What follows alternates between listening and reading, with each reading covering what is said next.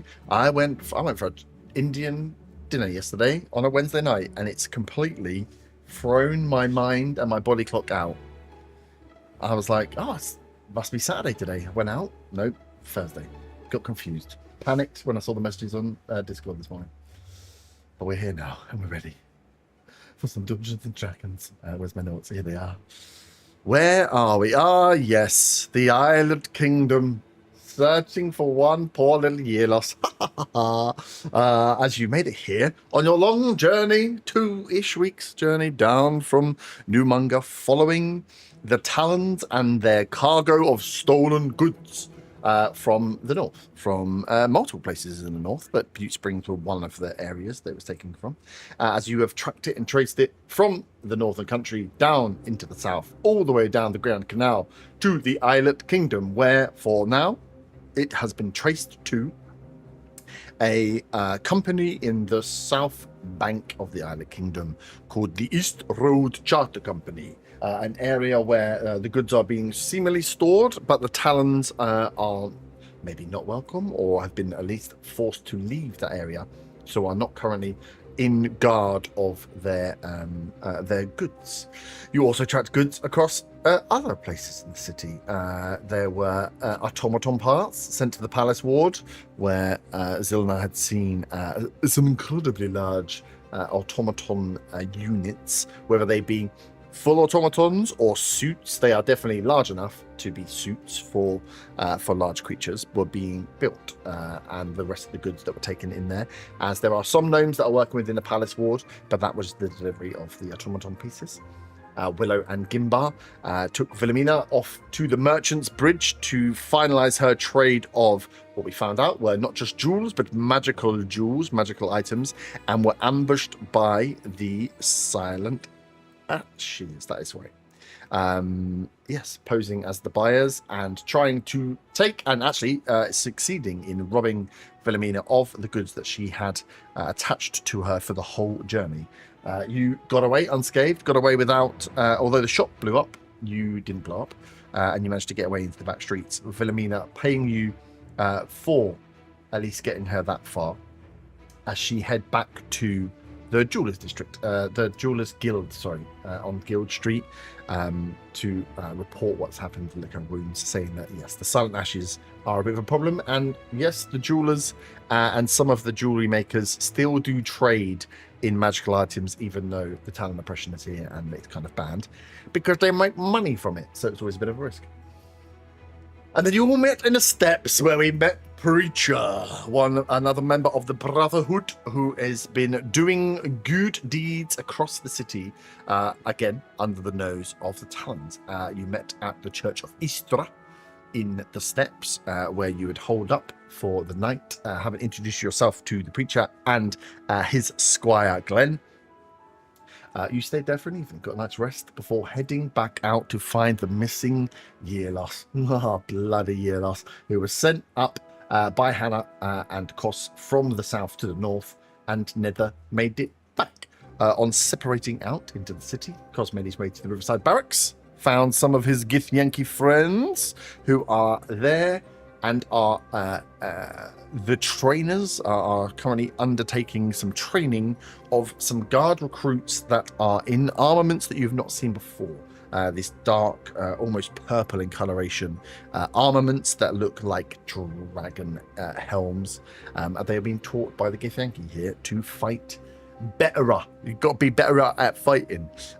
Kos introduced himself to Tizu, the leader of this Githyanki squad that are here doing this job. And as part of a training exercise and to test Kos, who looks like he's been in the material plane for a little bit too long, looking a bit flabby around the edges, to a sparring fight to show how Githyanki fight, which is where we had left off. Weaver, are you alive? Yeah, I'm here. Oh, well, good. Clarification before we do this. Yep. 2024 Githyanki. Are they aberrations? No, you don't get against your own kind. 2024 aberrations. Are you an aberration? Can you see on your sheet? I think I'm just a player character? No, that's not how that works. So I don't know how. Well, I don't know how it works, but I thought that Githyanki were aberrations like mind flayers now. They could well be. I thought you'd be able to see on your sheet. No, they are aberrations, yes. Where do I see it on my sheet? I would have thought that it would be under your time, where it would say on the left, maybe, or in the background, maybe. Well, I think for the player characters, though, obviously, it would be the old style, wouldn't it? Because are they from? They're not a playable species in the new one, are they? So you'd be humanoid in the old style. Yeah, you're right. I thought it would show on one of the things. It doesn't. But yes, they are. Yeah, I've got stat block here. They are aberrations. Okay, they're in my book. Nice. Yeah, and you would know them because you are one. So that makes sense. So yes, a fight was offered out. So we come back. Oh, sorry. And there was one of the, as the two other groups are out in the city looking for Yierlos, signs that he had been around with the crumpled sending stone being found in the northern part of the city. But as you were splitting out and looking for Yierlos, no one had found any other signs other than that initial clue that he had been near the North Bank, near the Riverside Barracks, which is where the rest of you were. But yes, we shall start with Kos. You were called and asked to step into this sand pit, this dirt pit where these guys have been training. All of the Talon Guards, or what would be the Talon Guards here, King's Guard here, there's a mix of them, step back, as well as some of the ones that are in, not all of them are in that Dragonborn armor, but a decent proportion are, as they are all being trained by these 10 Githyanki, most of which are here in this training area. And Tizu himself is watching over, as he's kind of lording to the rest of them to watch and see how they should be fighting, the way that Githyankis fight. This is not a fight to death. This is the fight against one of your kinsmen, and is a fight to the bloodied status. So please let me know when you make it to bloodied status, as we assign or the goddamn fight. So can you roll initiative for me, players? I have rolled a nat 20. Nice. 23. I mean, there'd be worse times to not roll. It's a waste. It's a waste. Depends if I was going to kill you on round or not. Nat 20. Oh, not really come out of nowhere. So you are up. I will, because it's a one-on-one. Cool. Didn't get nat 20. Just want to see if I can get nat 20 to be you. So, Kos, you are up first. As you see, everyone peels around. Tizu is out here in his own kind of space lord. Now the whole ground is just this dirt, dust, sand. There's streams and streaks of blood and stuff in here where these guys have been fighting, but they are all, there is about 20, probably 20, 25 of these other trainees that have now stepped back, who are all watching you fight this other Githyanki warrior, and you are up first. I'll start by circling around. Mm-hmm. Can I get an idea of his relative strength or training level? Is he like one of the rookies in the crew, or is he quite experienced? They would all be at a certain level. Give me a check of some description. You would know them. What would it be? I feel it'd be an intelligence check of some sort. So yeah, your choice of... Let's go with investigation. Yeah, investigation. Could really go nature if you want to. 13 on the dice, plus 9 because he's in my book. Mm-hmm. 22. 22. You can see that just from his stance and the way that he steps up, that he is a trained warrior. Not you wouldn't say he was a rookie. It looks like he's maybe seen a fight or two, but is not a long in the tooth warrior. In fact, as you look around, most of the ones you've met thus far, they don't seem like they are seasoned warriors. They are definitely fresher, younger warriors.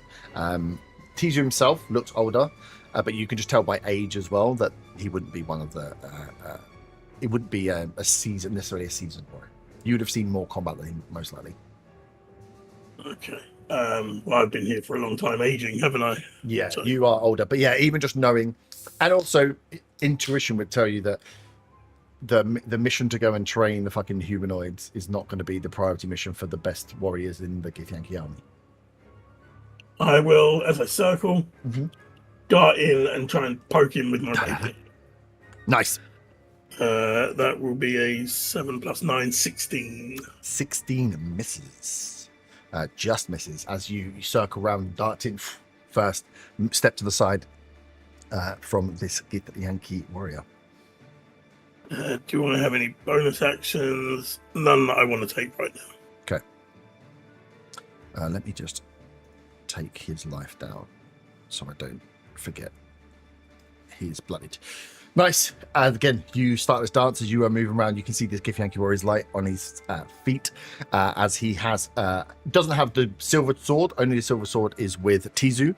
He has 2 shorter blades. You know and would recognize these blades as like psi blades. They have some psychic damage and ability to them. You also know there is some magical ability that this warrior will have against you. Whether he uses it or not is to be seen. Definitely a misty step. But as he moves around and as you strike and he dances out the way, he comes straight back in and he gets 2 attacks. I'll study response on the first one. Plus 11 is a 23 to hit. 23 hits.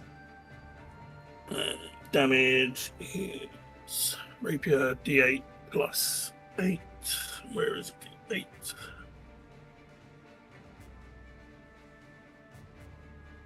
That is 13 points of rapier damage. Nice. 13 points. As this Gith goes to step in, you go straight in with the attack, quick as lightning, and make the attack draw blood, or start to draw, make a scratch at least. Sorry, bloody would be when blood is drawn. As you can see, as the warrior's coming towards you, he rolls a 22. So he is sure of the attack, but yeah, it gets...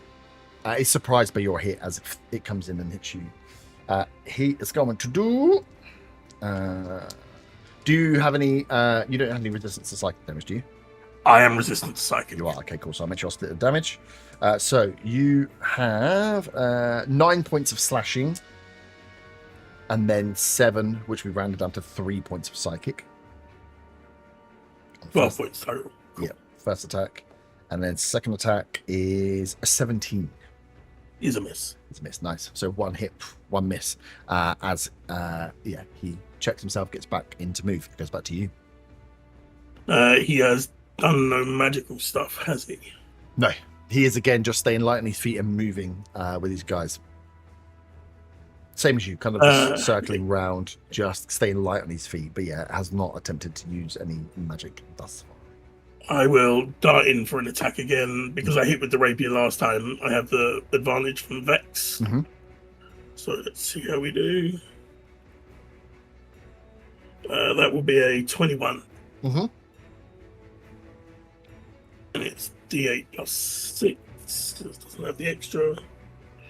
That will be 8 points of rapier damage. Nice. 8 points. And resets yours. Nice. Back to him. Are you going to study response on his attack again? Maybe. If he just goes for a double attack again, yes. Yeah. As he is moving around, the first one again gets hit. He tries to take the advantage on you hitting him to get closer and make the attack get nat 20. But you want to study response. I will study response. So yeah, he Again, opens himself up to a advantage. much larger attack on you, which makes it easier for you to... 24 to hit. 24 hits. Roll that once. And that is 3 plus 8 is 11. 11. Nice. He is very close to bloody. As he comes down with the first attack, it's a crit. So, what is that? That is 18 points of slashing damage. I might be bloody dear. Yep, I am. And then, okay, nice. And then it would have been 47. And doubling dice to half dice. One idiot. 7 psychic.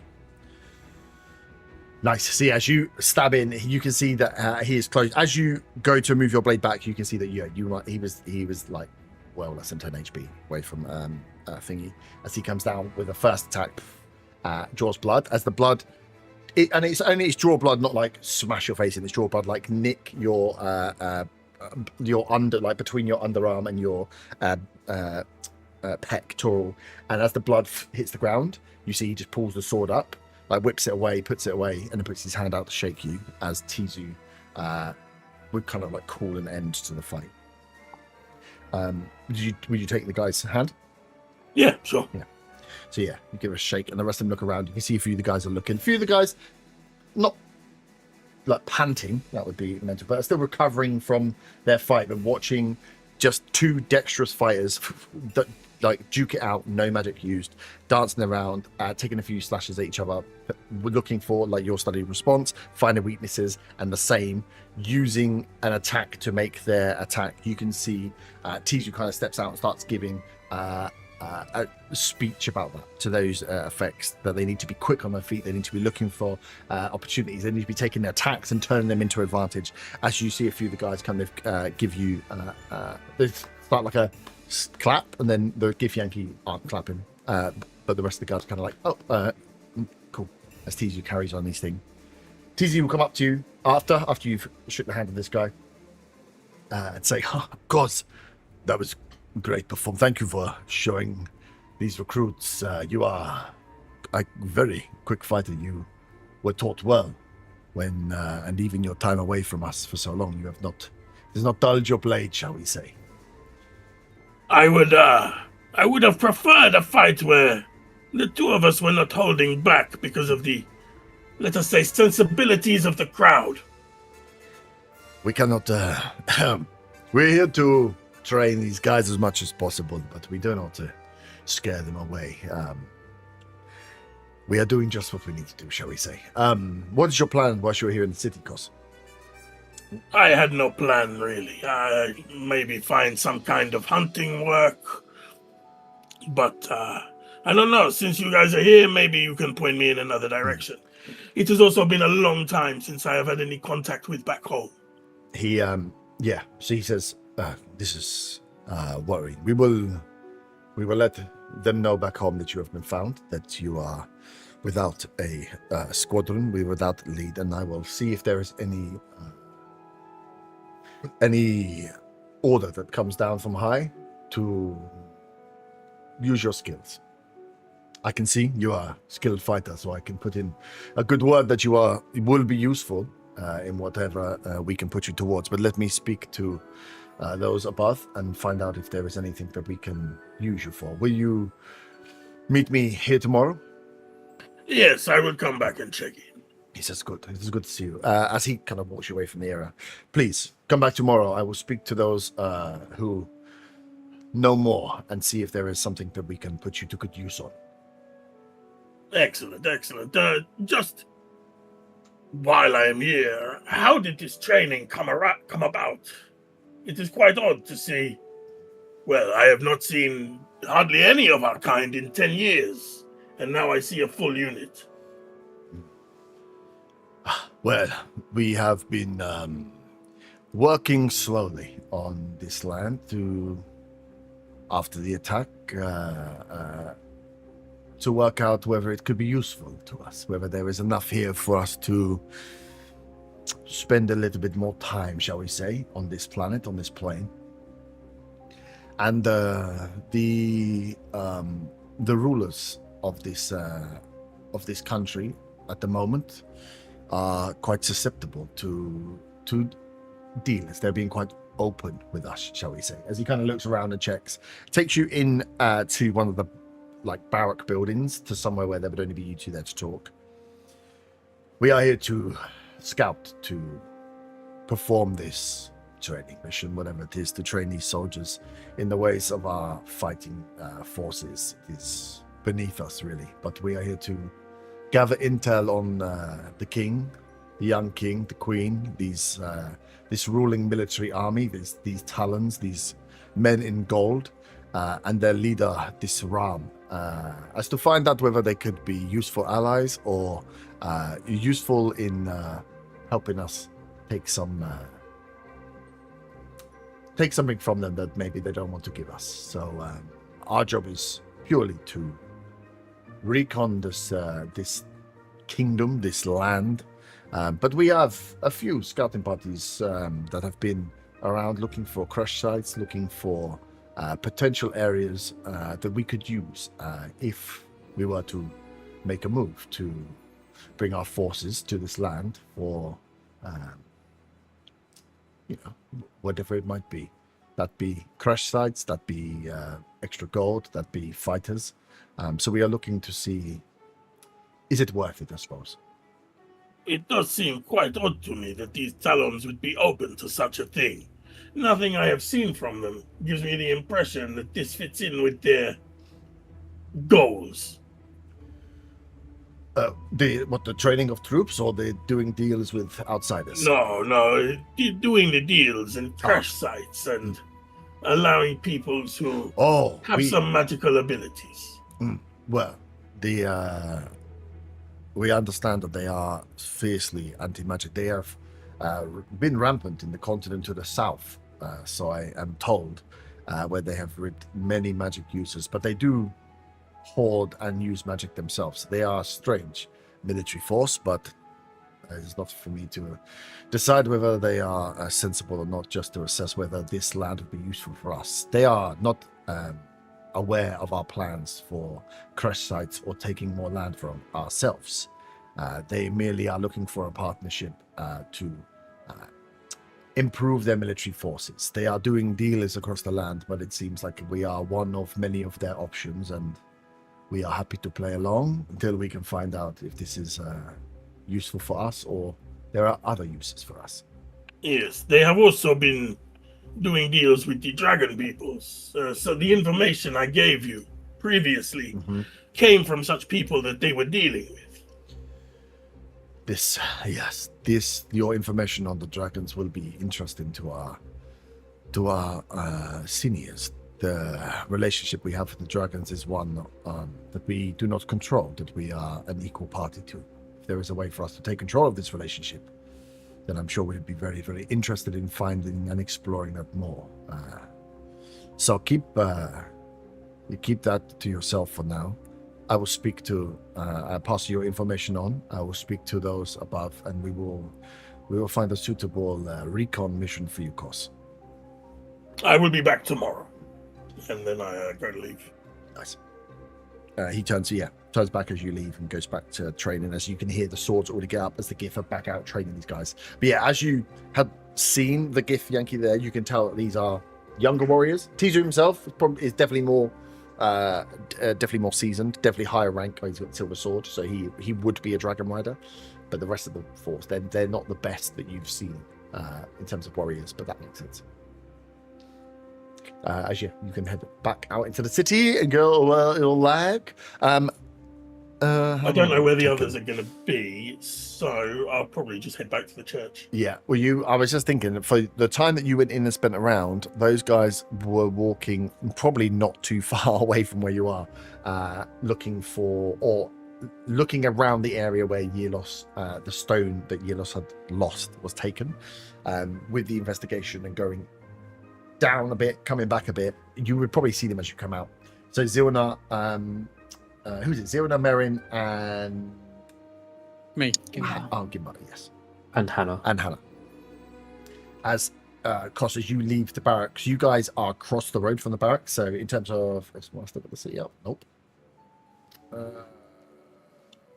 Wait, someone screenshot those notes. Yeah. I'm rewinding the VOD. It's fine. Everyone. You would have been coming out of the Riverside Barracks, and these guys are here on this corner, so you would literally be across the way from them. So I think as you are out and looking around and investigating the area that Zilna, you found the crumbled sending stone, Kos, as you would just kind of like appear and be like, oh shit, they're just literally, they got a little bit further than you got, and you managed to get in there, have a chat, and come back out as they are still looking around, trying to find out what might have happened to Yierlos in this scenario. So have we discovered Yierlos yet? I'll say, creeping up on them from behind. Yeah. Do any of us notice him with our passive perception? I don't think he's sneaking up, but yeah, you would be looking around as he appears. So it's whether you want to be fried. I'll let you choose. Yes. It's a fairly busy street. streets aren't empty, so he would have like made his way across, and then clearly you recognise the voice there. No, not yet. We've asked around at a few inns, but nothing yet. Well, let us continue to search then. We found some. Well, the remains of the stone that he had around here. So we was going to head further in towards the other church. Quick question, Herb. Yeah. Is there any sort of like beggars or anything on the streets? Ooh. Or were there the talons of moved them elsewhere? They're not great, but I don't know that would be a huge. This north near the top. Give me a luck check. Roll above a 10. Just straight D20.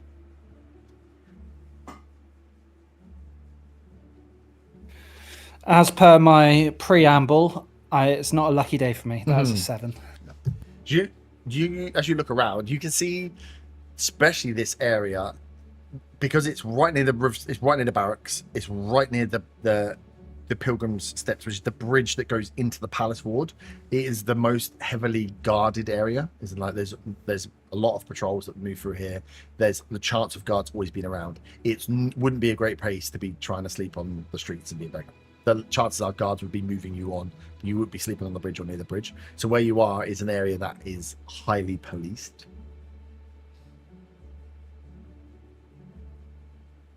Okay.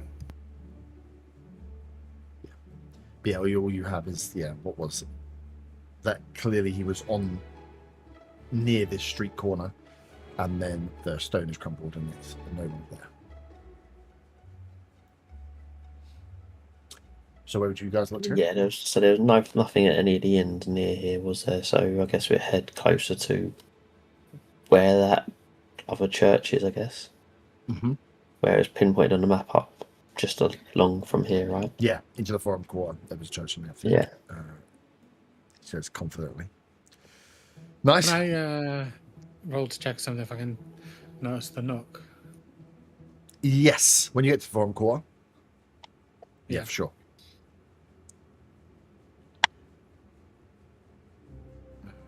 I'll be an 18. 18, nice. Yeah, easy enough.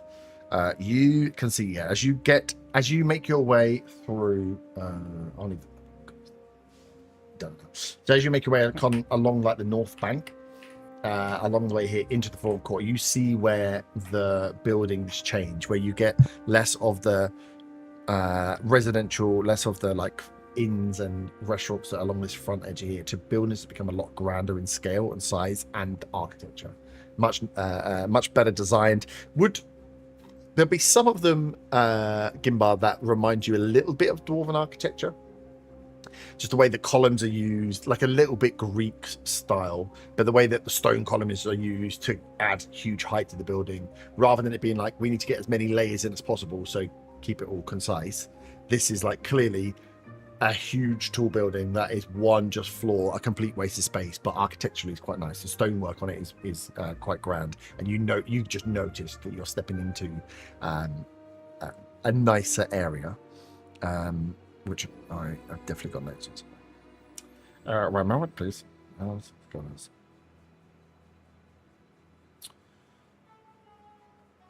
Four, of course. So there is. Yes, so you are heading towards centrally. How the forum court is kind of set out is you immediately hit these larger buildings. The pathways open up. The north bank here becomes stone paved in a different decorative, rather than just be useful paving that is to stop the erosion of the bank and to stop you falling in the water, right? They become much smaller, much more ornate and designed paved work. That is here. Nice bit of block paving.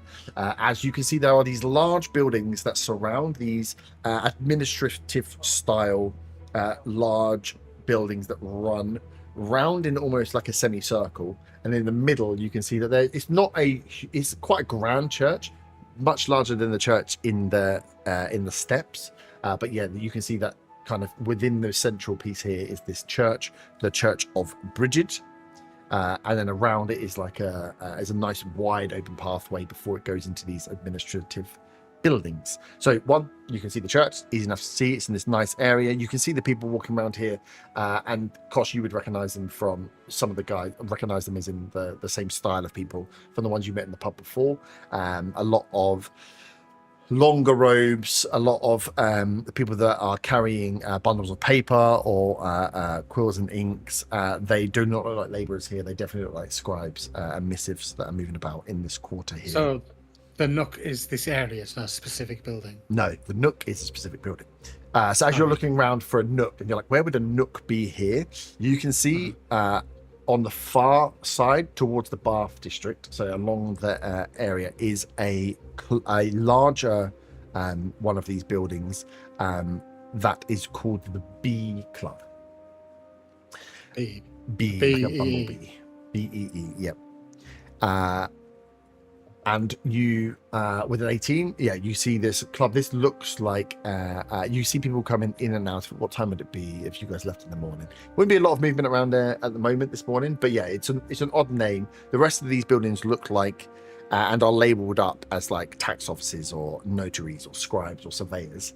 The Bee Club sounds different, sounds a little out of place, and you, as you were kind of surveying and looking around this area, will say that you look and can see there's a few little alleys down here, and there is a little sign that is like kind of plastered up between the two buildings with like an arrow pointed down saying Nook this way.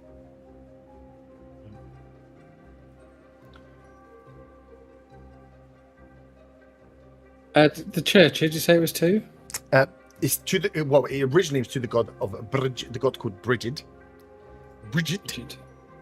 But is whilst all that work is we there. can see your notes again. Oh yeah, sure. Well, I'm going to show you Brigid.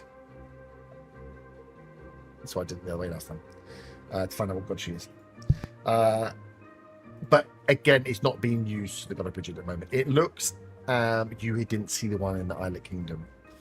It again looks like, because of the building itself and the grounds around it, that this building is used for some purpose, but is not been mothballed because it's such a beautiful looking building. Do you want me to tell you what the god is? Oh yeah, I sent it to you, didn't I? Yeah. Spring and healing. Spring and healing. The god of Candlemas, poetry, inspiration, smithing, fire and hearth, medicine and midwives. So yeah, as you get to the church, as you guys make your way up and see the church, you can see that yes, the grounds around it are nice. There's not like there's gardens, but it is prettied and kept clean. Must be that it's being used in some facility. But yeah, that sits in the middle. Around it are all these surveyors' offices, tax offices, scribes, notaries, all these larger buildings. And then on the far right hand side, the Bee Club. And then this kind of alleyway between each of the buildings, there are these like little alleys. But yeah, you notice with your 18 that alongside the Bee Club, there is this sign saying the Nook this way.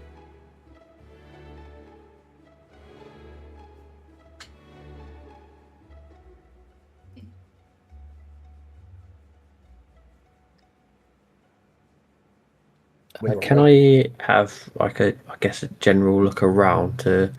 You said a lot of people are like in long robes and stuff like that around here. Yep. Just to notice anyone that kind of looks a bit out of place here. Yeah.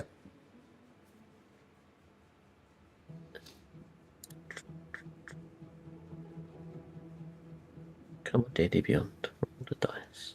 It's a 14 perception. 14.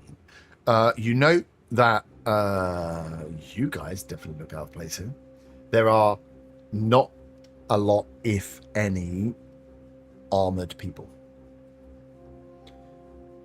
There likely would be some kind of guard force that comes through at some point, but the Forum Quarter itself is predominantly made up of these slightly better dressed, scribes, officers, admin workers. You do not see sets of armors or swords really anywhere. So as you look around looking for people that are out of place on a 14, all you really notice is you are really standing out here. You are clearly like not foreigners, but you are foreign to this area. You can see a few people looking at you like what are you guys doing here as they're passing between their jobs? Yeah. Sorry, Hope, did I also notice any sort of watcher symbols around that area, whether like on the sign or anything? As you if you guys are having like a survey round of the area and looking around, as you get closer to see that sign for the Nook, you can see the second O is actually in the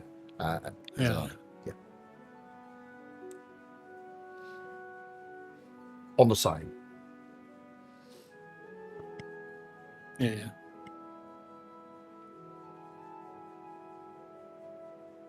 I'll say to the others that we probably should get through as quick as possible before we cause too much disturbance, because we do look out of place. Yeah, which is what you want to look at. Probably a wise idea. Yeah, you've got the church. The church is clearly like out in the open. Between the church and like the next building is probably like 40 or 50 foot off paved area with a few like plants and trees and stuff. So it is this like big concourse area, and there's a lot of people moving around. But yeah, that's what you notice is you guys being more. You are the ones that are out of place here because most other people seem to be. I think I asked this last time, but as we've gone further in, is there any sort of like dingy alleyways that are around? A few, not necessarily like people would pee in or things like that. Difficult to know if they would smell of urine unless you went to them. But there are definitely between each of the buildings, there are these alleyways. Each of the buildings are grand in scale, but are detached from each other. And there are these small little crooked alleyways that you see like dart off that must disappear out around each of the buildings in some way. There is clearly a network of alleyways behind these larger buildings where they are the front, but there must be stuff that operates behind them. As we're kind of walking on the path, I do want to kind of like look into these alleyways as we go past, just in case there's anything. I'm not particularly searching right now because obviously we're heading towards the church, but just keep an eye out if possible. Yeah, give me a perception check. That's a nat 20 plus 4 for 24. Nice. As you again, you guys are kind of surveying this. We'll say you're in this area, you're in the forum court. As you are looking down, you can see a few of these nooks is the wrong word because that's the name of the thing you're looking for. These alleyways, you can see they dart off and open up in certain areas, and down each of these alleyways where the fronts of these buildings look huge, you're maybe not so sure on the depth. You can see down almost all of these alleyways there are shops.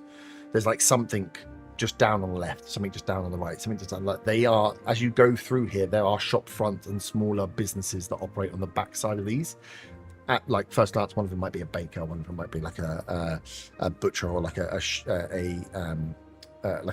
almost like a deli style shop where you can get foods and stuff. But they seem to be operating not as dingy alleys, but as alleyways to get through and where commerce lies, where the local shops and stuff in this area would be. So almost like thoroughfares rather than sort of like places where people... Yeah. It's not like dingy hangouts. It's like that's how you get to different places. Okay, and that's fine. The use of real estate around here is that these big things are here, and you see people darting down them. So they're not. You'd see had it been later in the day, you'd see one of the alleys down there has probably got an inn or got like a pub of some sort, and people would be spilling out onto the streets and drinking. Not in the main forum quarter, down these alleyways. It seems like all the commerce will happen down these kind of little alleyways. These little back streets. It's a bit like the back streets off like I can't remember what the fucking street's called. One of the theaters on. But yeah, lots of little small alleys to be around. But also with the nat 20, you catch one or two people in these alleys that aren't necessarily lingering, but you kind of move along, and as you kind of looking back, you catch that they are either there and had caught an eye with you, and when you look back are gone, or they are you kind of catch eyes with a few people that are just, who again look like described as maybe a little bit more common dressed, but you see a few people are just kind of have got an interested look towards you and your group as they're moving around. Okay, no, that's fine. I don't kind of want to do anything off the back of that. It was just more on the off chance I saw a wild Yierlos appear.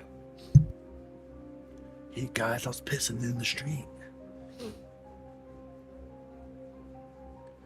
Nice. So you have the church, you have this open area, you have the people moving about. Where would you like to go? What would you like to look at?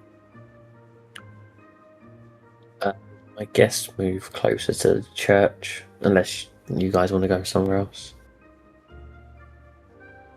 I think we should check out the church at a minimum. Yes. I do need to go somewhere else, but I can wait for now. Let's find Yierlos first.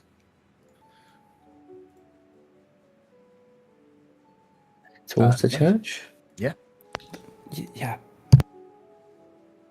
Make your way towards church. It is a church. It is, you can see, being used for almost like a town hall now. That there's a schedule out the front of meetings to be held there. A lot of them are they would be, what would they be? They would be like the public announcement of certain things happening. So discussion about bridge repairs in the blah blah blah, discussion to put a full-time bridge in the southern city, everything like different public hearings about things that are happening in and around the city. But yeah, you can see there's a schedule, and those things are scheduled out like weeks or months in advance as they are left. Is there anything that kind of really catches the eye across the schedule?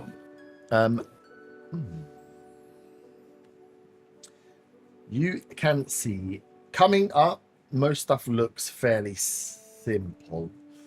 You can see earlier in the year there were lots of meetings about the use of churches and church buildings, and the where a lot of them have been mothballed. You can see that there is like an agenda to talk about the rezoning of the churches into something more useful for the city. One of the things that was like a month, 2 months back. I'm trying to think if there's anything large they would have done.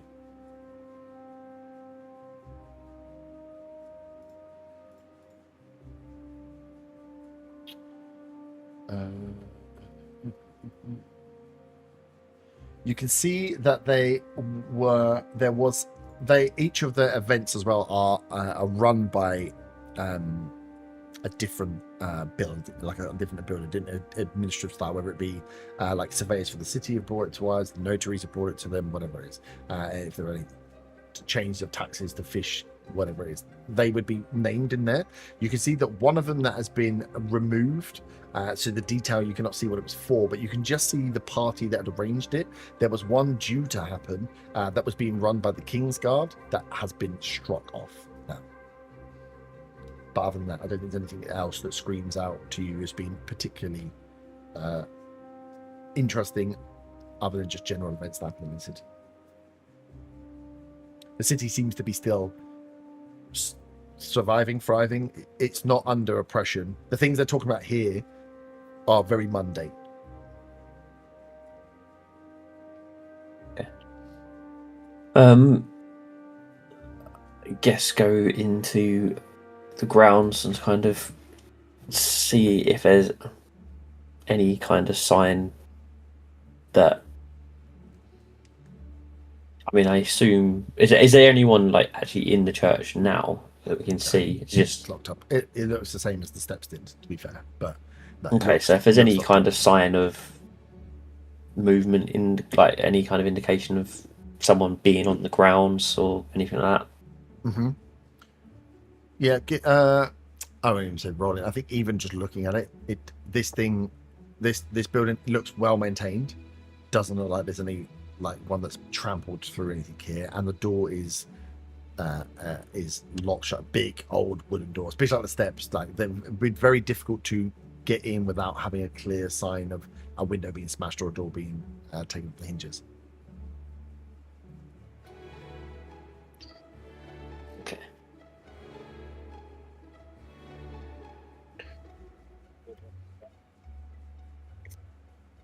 Is there anyone around that looks like they're tired, like they've been here since the early hours? What, just living their lives? Just like, I don't know, like someone low bit of admin for like the town hall-esque thing, or just like a peddler in the streets. Similar to my previous question about anyone that looks homeless on the streets.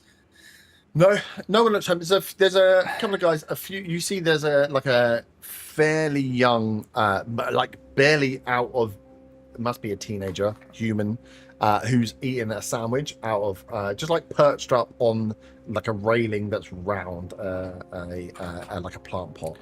And as you guys are looking around this thing, he's just eating a sandwich, just staring at you as he's obviously getting like a mid-morning snack before he carries on. Looks to be like a paper carrier or a scribe. I want to go over to him. Yeah. You walk over to him. He goes, "What are you doing?" Excuse me, kind sir. We're looking for our friend. He didn't return last night. Yeah. Oh. And you didn't return as in like what he works here, or like as you lost him? Well, he wandered back by himself, and he never came back. And we think he may have gone to a church in the area, but obviously this one is. And I gesture towards the administrative building that used to be a church. Yeah. He's like, we don't call it a church anymore. I mean, if he's looking for the one god Ram, he would have made his way to the Grand Cathedral on the islet. That's the only church that's operational. If he's just wandered around looking for churches, he could get himself in a little bit of trouble, to be honest, if he's spouting, things that shouldn't be spoken about. Oh, no, he's not a heretic. It was more a meeting place. Right. Well, no, that only gets opened up when they have something they want to tell us about, which they've already made a decision on, but they tell us about it anyway, as some sort of form of democracy, I suppose. So I don't think he's going to be in there. But so what you're saying is you haven't seen someone who looks as out of place as us? This morning? No, not through here. Yeah, to be fair, we don't get many. What would you call yourself? We were Venturers? guards on the Guards. Latest barge. Yeah, Thus, not coming through the form core. And I gesture towards sort of the weapon. Yeah, we don't get many. Those that come in, sometimes they have dealings with some of the lot that do jobs out at the B Club, but you won't get in there looking like this. So no, the B Club. Yes, where they're like the where to do's, the ones with the money that pays you lot to do stuff. Right. The nobles. And they're not hiring, or? Well, I don't know if they're hiring. I'm just saying, if that's the last time I would have seen someone like you in this area, would have been would have been doing a deal with someone in there, but they won't. Yeah, but you won't get in looking like you look. It's a bit fancier. What do you mean? And he kind of points towards the B Club. He's like, look at it, and you can see that the B Club itself is like gilded. There is gold around like the outside of the frame. There's stained glass that makes it up. It's a very fancy, proper fancy with my particularly high class get up. I say quieter than I'm even doing than I normally speak. Are you referencing my friends over there? I just mean with the armors and the swords and stuff like with the right. Yeah. Right. So yeah, my misunderstanding. No, that's I mean, you also do need to be clean. But yeah, though I haven't seen any your anyone that looks lost. I suppose you've tried the inns. Sorry. Does he drink? Yes. Oh. Try the inns. That's normally where we lose people. No, I thank you for your time, Mr. Sandwich, sir, and I'll leave you to it. Yeah, Thank no you worries. once again. Yeah, if you go, I mean, enjoy the Islet Kingdom, but yeah, just look after yourself. You too. And I'm going to turn back to the rest of the group. Ham sandwich.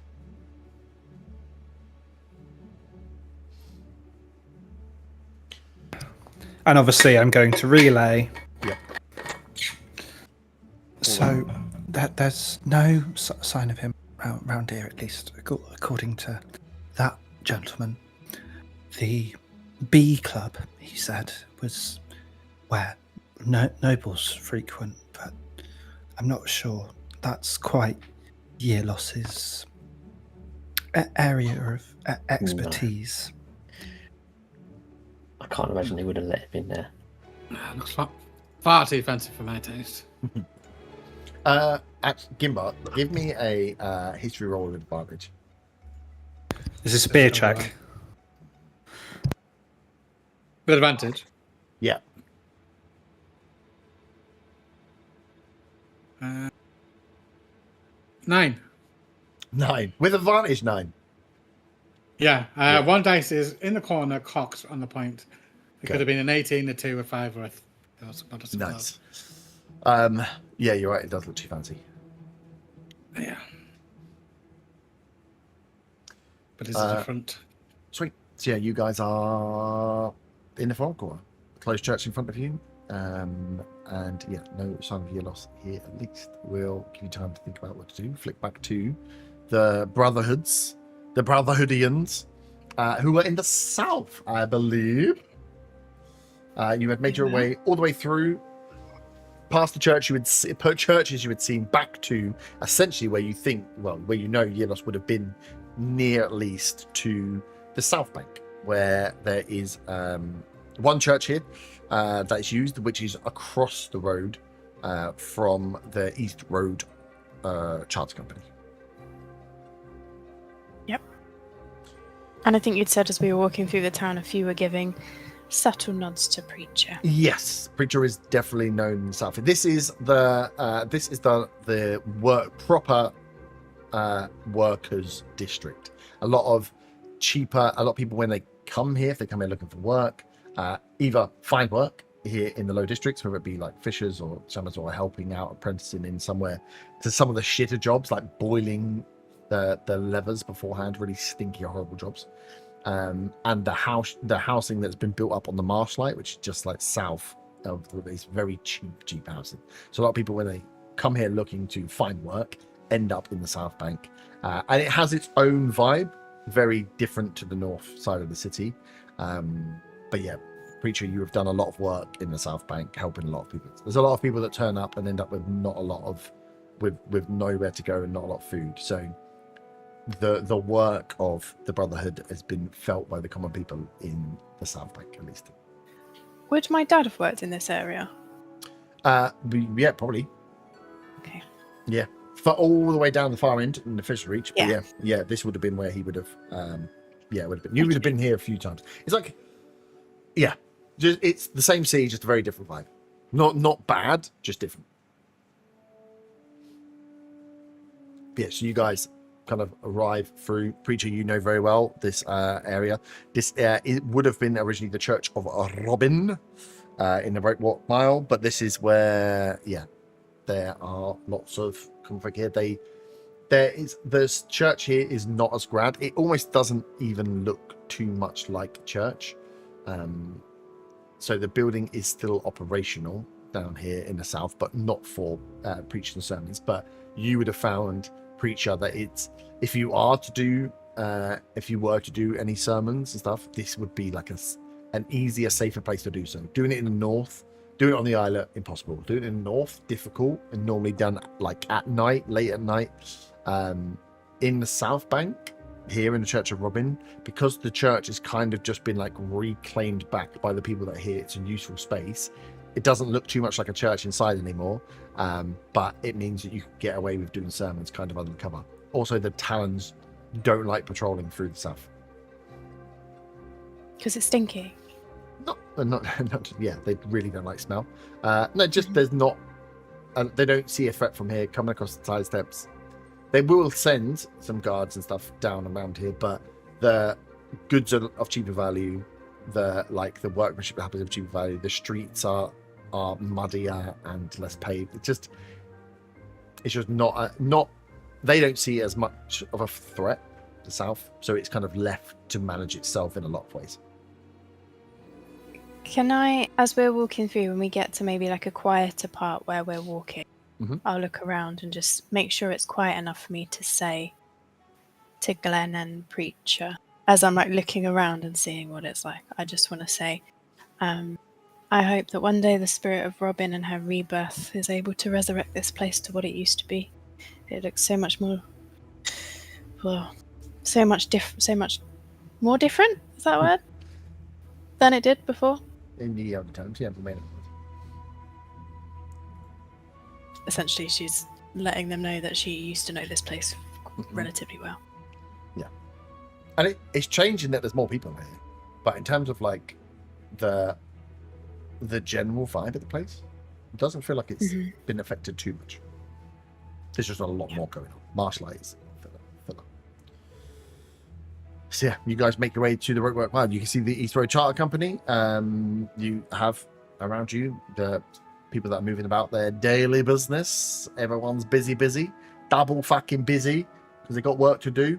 What would you like to do? We've already checked out the church, haven't we? Yeah, this would be the closest church there, so you can check out the church. Again, the church is open, so you can go and check out the church.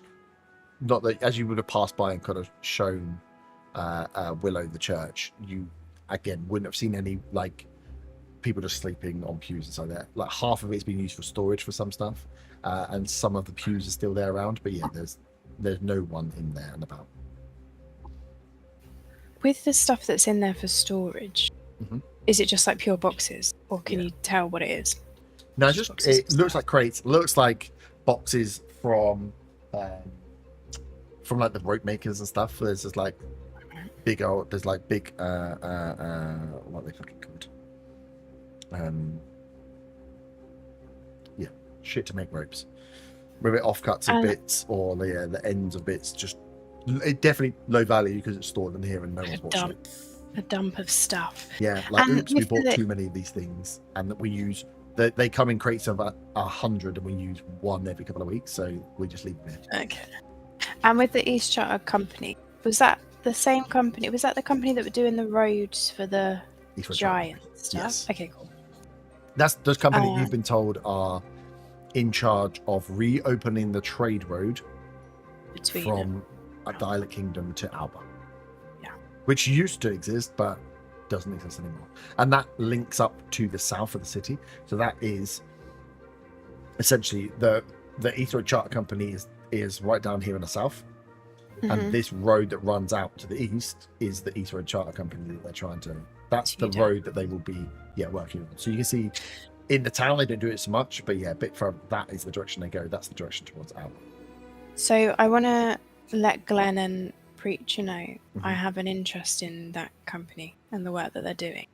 Do you happen to know anyone that works there that might give you some information? Just want to find out timelines or who's instructing them to work it.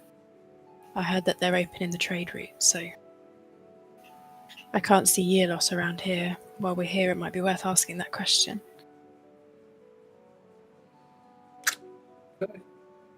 Yeah, we can head over and have a look. Would the Preacher know anyone? Your choice, really. So this, the East Road Charter Company is a company that is set up and run by some of the guilds. So it's like a conglomerate company that is probably owned by the Ironmongers Guild, the Stonemasons Guild, and it's probably like one or two others. So like these guilds, where there is like a cross purpose, that they form these companies and they are very protective about them. So who owns the company. The company would be owned by the guilds. They use this kind of nomenclature They use the naming system quite a lot when they're doing these different projects and they work together. Whether you would have ever done anything, because these would be guild masters, stonemasons, ironmongers. Whether you would have ever done anything to help them, I'm not sure. You would know of them. I don't think he would have helped. You would have known, and then if they're quite well off and they don't need help, then the guild masters. They are like they're technically the best at what they do, but they control who has the seal, so therefore who can charge the highest prices for the stonemasonry work they do and everything else. So they are not ones that would be highest on your list. People that couldn't get into guilds or just joined, had people that had come to the continent, that had made their way to the Island Kingdom, that were very good stonemasons and trying to get themselves into the guild and failing. You might be helping them that way, but it wouldn't make sense. They wouldn't be top of your list to be helping like the guild masters. Above the table, do we know, I'm trying not to matter, you see, do we know who instructed them to reopen the trade route, whether it was the king, Talons of Ram, or somebody else? We don't know that. Okay, cool. Perfect. You just know that you just know that the road has been ordered to be opened and that company's been set up to do it. And what you know is, for Preacher, that company is owned by the guilds of the Island Kingdom, not by the Talons. Mm-hmm. It's an independent company that's run by the guilds. And they are, what Preacher would know is that they are fierce. If they own a company and they are running a job, you better believe there ain't nobody else getting involved in it, because that's how the guilds make their money. Like, if they don't lock down their stuff, if they don't have their priority pieces, then what's the point in them being there? So they're very protectionist about the jobs that they get given and the companies they set up to run, to make sure that the guild prospers from them. Yeah, but they would have been instructed to do it by someone. It's just that someone is the person that's paying them the big bucks, right? Yeah, who set up, who called for it. Mm-hmm. It would have either been, out of the council, but the council is pretty much either run by, so it's either come from the king or it's come from the Talons. Cool. That's kind of what I want to determine. We also know that they kicked the Talons out, didn't we? Yeah. So, from when the delivery was made? Yeah. That was them. Okay. Yeah. Yeah, the Talons were not able to stay as resident guards inside that building. Koss and Hannah saw them kicked out. Did I get told that? Yes. Okay. I don't really know how to approach it then, Preacher, if you don't really know the people there. Any ideas, Glenn? Preacher? we can just go up and ask some of the workers if they as long as you're, from my understanding, as long as you're not too invasive with the questions, and they're just simple questions, maybe some of the workers could answer it. It's like you know me so well already. Have you heard of the Starborn Flame? Maybe if I go and ask if they're looking for work, if I'm looking for work, who I would speak to, and see how the conversation goes and whether I need to bail or not. I don't want to draw too much attention to ourselves, but while we're here, Yierlos isn't around. It just feels like maybe a good time, but it's quite busy at the moment. So, Yeah. Can we do that? Yeah.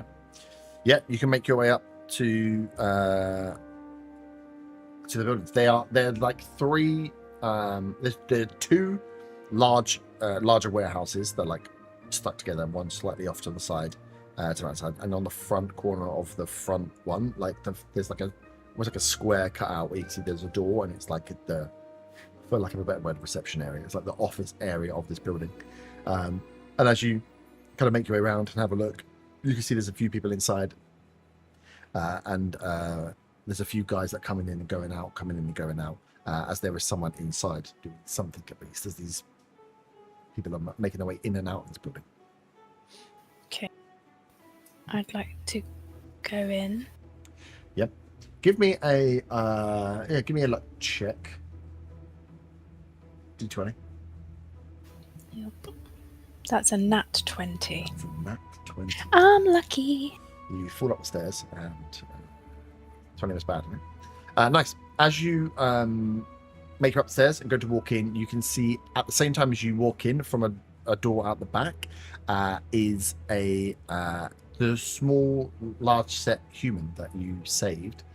Gimbar had a conversation with him, but you recognize him, and kind of as you walk up and see him making his way towards this other human, and you're recognizing him makes him realize that you're looking at him, and he recognizes you as he kind of gets stopped in his tracks, and he's like, I remember you. You were with the dwarf, yeah? Yes, Gim. Nice to see you. Yes. Oh, and he goes over and he says, "Oh, Jeff, this lovely this very strong guard, they were the ones. There was I told you, remember the dwarf to look out for when he comes in, and they were on the crew that were coming down, and they helped save me. We lost, I know we lost the goods, that wasn't great, but these were the ones that got me down. Are you not working with the others anymore? What are you here for?" Oh no, I was just I haven't been to the city for a while. Came for a walk down this part of town. Haven't been for a long time, but the others are still here. They're just a little further north at the moment, but I'll be seeing them again later. He's like, I'm glad you made your way down here. Like I said, as Jeff kind of is like looking at you, and he looks back to me and says, "Mevin, what?" He goes, "These are the people I told you. If we're looking for guards for the next shipment, and we don't want to, then I reckon we can do this. If they're looking for work, they were very, very capable. They stopped these goblinoid the creatures, killing me at least, and did much better than the guards that we paid for that journey." So, as Jeff kind of looks at him and says, "Okay, I'm Evan. Okay." I get it, but what did you want me for?" And he goes, "You know what? Don't even remember now." He says, "Well, it's good to see you. I'll go back and get ready for the next. I'll figure out what it was." He kind of leaves. That Jeff watches him leave and then turns back to you. He's just been sat in a chair the whole time, just like, okay. So Mevin then? What are you here for? What is it that you're actually here for?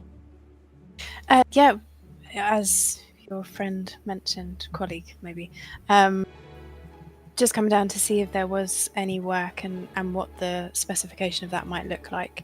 As I said, there is I have a number of colleagues that would also be looking for something, but while I was in the area, I thought I'd pop by. I can see that there's a lot of people in and out, so I imagine you're very busy at the moment. Yeah. We are looking for workers or guards who need a bit, who have at least got some masoning experience. Not for the guards, obviously the guards not that experience. We've got work camp out east where we are building the road. It's the latest point. We are getting to, we're trying to, as we've been told, to speed up the process to try and get this road finished as much as possible. So we're looking to pull together crews to send out on the next convoy to release the workers that are there. And he kind of looks at your armaments and says, "Don't think you're a worker." And from what Mevin says, it looks like you might be a guard. So we are looking for some guards. Where have you trained? You got any affiliations with any groups of sorts that we need to be worried about? Groups? No. No. Good. So just private guard for hire. For hire, yeah. And that's why I was on the caravan, just a guard for hire for some goods that came down over from New Mongo down to the Islet Kingdom. Okay. That's good. That's good. Sorry, Jeff, you said about it being out east. You said at the end of the east. How far out east are we talking? Like right down to Alba, or? Well, that's what we're going to. Yeah, the road is being reopened, being repaved. So our job is to relay the road in a surface that trailers can, wagons, and carts can make their way to Alba to commence trading with the giants, apparently. But we are maybe three-quarters of the way there now. So yeah, we've been told to really get a move on.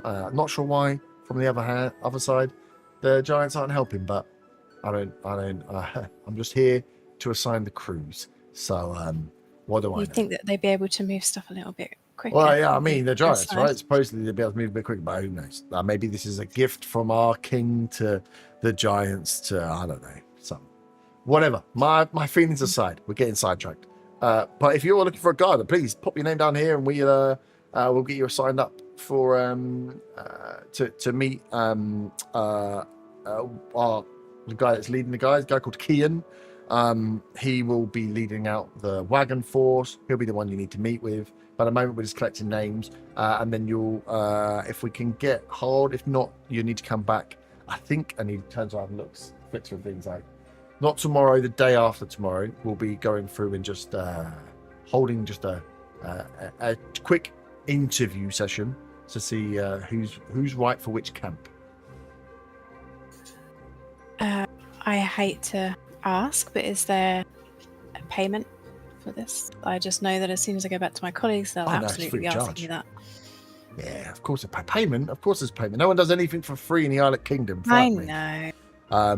Yes, there will. Again, depending on whether you are, the quality and caliber of the guards, or whether you're a worker, will depend on the payment. But yes, you will have board out. If you are the guards, we expect you just to go there, and you'll bring the caravan back. If you are a worker, you will be stationed out there for a few more months, so it's got a bit more pay in it, but board is included. Guards, you're paid for the day rate there and the day rate back. Got you. And it was Kian, you said, that's leading the charge. Is he part of the guilds, or is he hired by the king? Like, what part of group is he? Yeah, he's one of us. He's one of the guilds. Okay. He is a veteran of the route, so he knows who he likes and who he wants to. We let him pick the guard force. We've had not a lot of trouble, but a bit of trouble in the early days getting through some of those areas out east we haven't really trekked out to. So it's not a huge amount of danger, but the pay reflects the level of danger that is out there. What sort of bother did you get into? I mean, even on the caravan here, your friend would tell you the amount of trouble that we faced was from all sorts of things. Bandits. Yes, similar. I mean, there's always people looking to. Well, again, out east is a bit more wild, so we assume no giants will turn on us anymore. But there's giants. There's the marshes. You've got to be careful of the swamps around there. A lot of lizard folk. A lot of frog people. Crocodiles. Just talk of there was some like what are they called? They called them like displacer beasts. These big gosh, in this area? in the woods. Yeah, not on the road, but yeah. No, but even still, that's. But the stop itself is very safe. There's an old inn that's been repurposed as our stop off point. So you get the caravan to there. It's a walled off facility. It's safe enough. And you said about trouble with organisations. Are they also attacking cargo out there, or? What do you mean organisations? At the beginning, you said. Oh. About groups. No, just at the beginning, we were paving new ground into more dangerous terrain. Right. There were a few reports of some giants that maybe didn't get the memo a little bit further out, but Kian's got all the stories about those. Like I said, much safer now, especially getting out to the Oak House is what he calls it. Especially getting out to the Oak House, easy. But you're just there in case. There's a lot of goods that need to get taken out. As Mevin said, there's people that want those goods. Good quality cement and stoneworking is of high demand, and we are trying to pump a lot of it out east. So, yeah, some strong guards to make sure that things get there safe is all we're asking for. Yeah, and you don't, unless you want to work out there, you're looking trying to get away from something, but whatever you want. As he pats for his own. Put your name down for the list is. Come back in 2 days, and we'll be going through the key and we'll be picking his crew. Okay, great. You're not going on it? I imagine you'll stay here. And she picks up the quill. You see he leans back and he's got like a proper little pot. He's like, "No, Mom, my skills are best utilised here."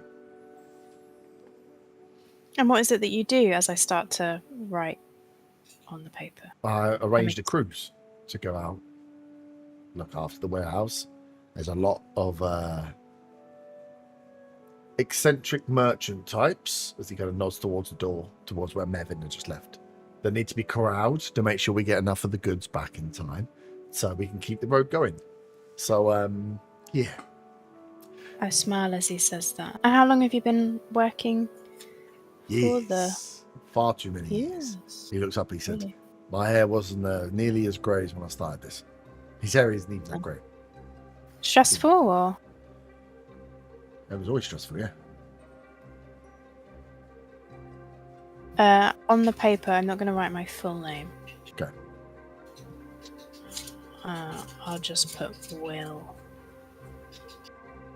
Do I have to put my surname? Is there a column for surname? Can I just put Will? No. That you can see on the list is just there as like a chat, and you can see that there's probably already on the list to your right. It's got all the workers on it, and that has got like pages already filled out for it. And then on the guard side, you can see there's probably one full page already as they're starting. Like tracking down, you can see a few people put the name on both. Right. I'll put Will, and then Will and crew, and then in brackets +5. Okay. And then I'll say, as I said, I already have colleagues very, very well versed in making sure that goods are protected, areas are protected, as Mevin can attest. So I'll bring those guys down as well to meet Kian. Day after tomorrow, you said. Any particular time? In the morning, before lunch. Before There's a lot lunch. to get through. So, I mean, the earlier you get here, the better. But he's going to be going through a selection for probably most of the day. So, your choice. Early bird catches the worm. He does like to go through and make sure everybody gets a fair crack of the whip, though.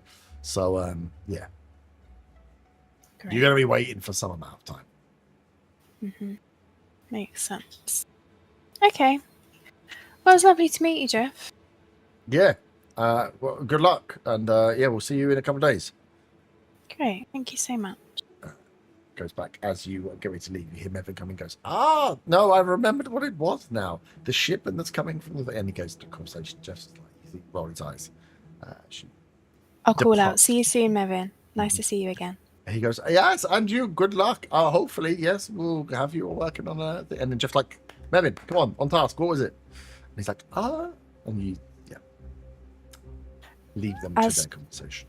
As we leave, I want to sort of like let out a really big sigh. So we've left the building by this point, not just walking around sighing at Mevin.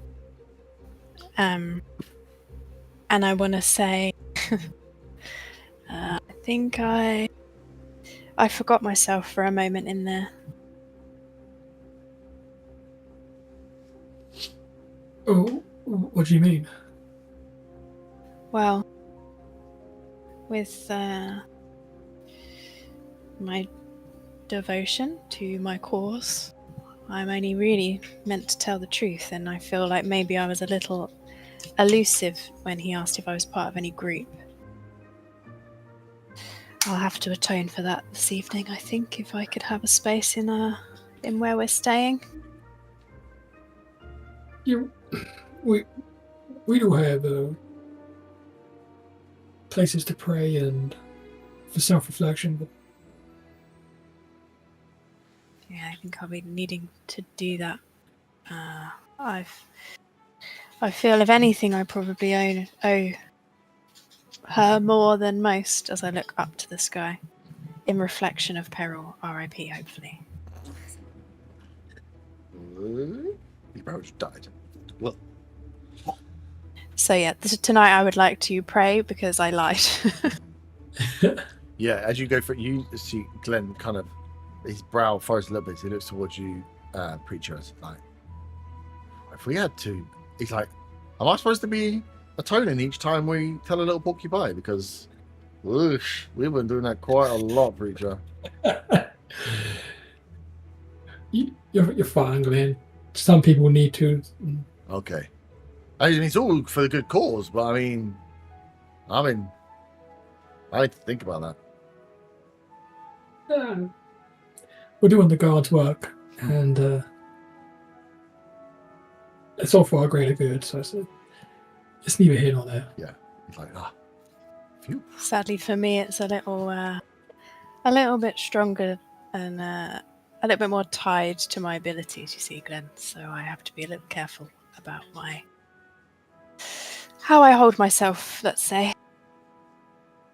Stupid oath. I say that as well. Go for it. It's brilliant. Cool. So yeah, you've gone into, and there were no sign of any talent in that, at least that office building that were there. You see that there are workers, a long list of workers set up there, and that there is a wagon that is being pulled together to send out to relieve the work camp. So a new workforce is being sent out towards the coast to the Oak House to relieve the duties of those that came before, and they need guards for it. So not tomorrow, but the day after will be when they are holding whatever trials they have for those guards and workers. Where would you live from here? But we didn't see Yierlos, did we? So No, I think we'll head up north. Mm-hmm. Back up to Back up to the my steps. church. Nice. Yeah. Yeah, it's cool. So you guys make your way up to up across the tide steps through the islet itself. As you again can see, the palace was there.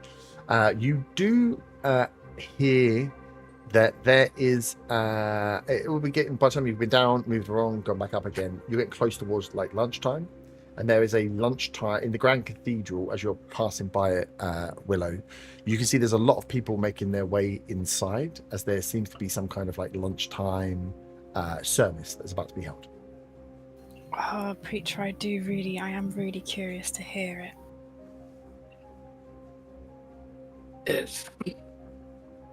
It's definitely risky. Me and Glenn will pass on through because it's too risky for us to go and listen to it. But if you stand at the back, I wouldn't feel safe leaving you on your own. Yeah, you guys have been, like I say, calculate risk. You guys have been in for a lunchtime mass of this many people. Like the Grand Cathedral will hold hundreds and hundreds of people in there. So it's a large crowd to blend into. You guys, you don't have to come in if you want to keep going, and I can come out and meet you afterwards. I just feel like better the devil you know.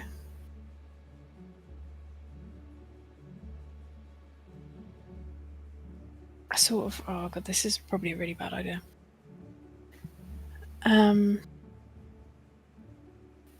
With the people going in, because obviously I have armor and stuff. Mm-hmm. If I were to give my shield and sword to Glenn, for example, because I think he's just got farmer gear. Yep. Would I then look less armory? Yeah, you could. Yeah, I mean, you've got cloak as well, right? So you could. Yeah. You could definitely. Yeah. The people around you might note that you are in armors or in like larger gear. But again, it depends. It wouldn't be like as you walk in, or 250 people turn around and stare at you. So there may be the direct people around you might be like, oh, that's a bit weird, you're in armor, but you're not going to arouse suspicion across everyone that's there. Yeah. Especially if I give away my sword and shield. Yeah. If you're not going in there armed at all, you're just going in there and it'll just be you'd make a noise as you sit down. But that would only be to the 6 or 7 people that are around you and whether you decide to sit down in pews or stand wherever it is. That'd only be those people. As you'll see them walking in, again, this is a like capital city. There are, as you guys are here having this discussion, there are like tens of people just constantly walking left and right, and you can see there is a larger amount that are making their way up to go into the Grand Cathedral. They are queuing like 4 wide to make their way in for this lunchtime sermon. Glenn, would you mind if I give you my sword and shield and then I can come and meet you after? He's like, yeah. I mean, no, I don't have a problem with that. Preacher, is that okay? Grace call. I know it's dangerous, but is it okay if I meet you after? Yes, not a problem. We can meet you back at the steps. do you have a way of communicating with us if something goes wrong? Do you have a way of speaking back to HQ directly? And then she gestures to something that would be Brotherhood related. Basically, can you speak to the Brotherhood? Because the only way that I can contact is to speak to them and then get them to contact you if there's a problem. But I assume you're on your own. Yeah, Pritchard's been on his own for a while. Yeah, you've been. That's me. On almost on hearing that, you're like, "There's a what? What do you mean? It's a HQ of like." You knew that there are other cell operatives. You know that there are other Brotherhood people that are working for the Brotherhood that are spreading the word, that are working across the plains. But I don't think anyone's ever described to you like there being an actual headquarters of the Brotherhood reset up again. Everything was broken down. Everything was small groups. Everything that like you have heard about from other people, it has been Brotherhood related, but you've never clocked to be like, oh, this is a much. What you mean? There's a large single organization that is running like it normally would do. It's like, what the fuck? So the answer is no, but to this. I see his confusion. Yeah. I'm like, we'll go through this tonight. Yeah, maybe I'm a bit out of touch. It's been a few years. And I think, come on, Glen, let's leave, and we'll start making our way back. He sheathes the sword, holds onto the shield, makes his way through. He's desperate to wield the sword around, but he'll save it until he gets back into the church. He's not stupid. Cool. As you guys make your way back to the steps, and Willow, you join the queues to enter into the Grand Cathedral, what was the Cathedral to Morgana and the Nine Sisters in general, but Morgana is kind of like the head. You can see. Actually, give me a perception or investigation with advantage, or religion with advantage. Was it religion or A religion investigation or perception? I'll do perception with advantage. That is, I rolled 2 12s, so that is a 15. 15, nice. As you look around, a lot of this looks the same, and you're trying to claw back in your memory what this church looked like before and what is different. You're looking for like obvious differences. You can see that a lot of the stained glass has remained the same, but some of them have been changed. Some of them have like the expense that must have gone through to change some of the stained glass, from depictions of multiple goddesses to a single being. And the ones that have changed, and like statues that have been removed as well. So the two big changes, you realize the layout and stuff's pretty much the same. Some of the stained glass seems to have been changed. Some of it's still the same though, so they haven't gone full hog. But the depiction is of this large in the photo, comparably to the things around it. So they've like drawn trees and stuff in the background, which looks small. This person that is stood in front is a very light-skinned, maybe looks to be a little bit like a Goliath, a little bit like Mock stature, bald head, but the skin that's portrayed here is much lighter, with like gold gleamed inside it. Very simple, like shirtless robe is done. Larger arms, holding a staff down to his side, and then with the like Jesus halo around the outside. Just the gold, different shades of white and gold light around this creature. So this, very commanding, at least drawn to be very commanding figure. Palish skin, looks to be the build of kind of like a Goliath, but looks different. The size is right, but everything else about it is wrong. They're like inlaying the skin, there's like gold inlaying the skin. That's all painted out here, and this is all in a stained glass, so it's a bit difficult to work out what is artist interpretation or not. But as you're looking up at that, and then you see a statue which is almost identical of stone of the same figure, that this seems to be their depiction of Ram. Okay. And as I'm going in, I want to still be as close to the doors as I possibly can without it being obvious that I've stopped. Yes. So as you've been having this conversation with Glenn and Preacher, as they've moved away, lots more people are going in. So as you join, as you get in, almost kind of to your advantage, it's rammed in here, like full up. People are standing out to the sides and around the back. No one's standing down the central aisle, but there are people that stood up towards the back, stood up towards the side. So you can wiggle your way in to a position where you can see and hear, but you're kind of also a little bit obscured by pillars and stuff that are about. But this is maybe fuller than you have ever seen this church.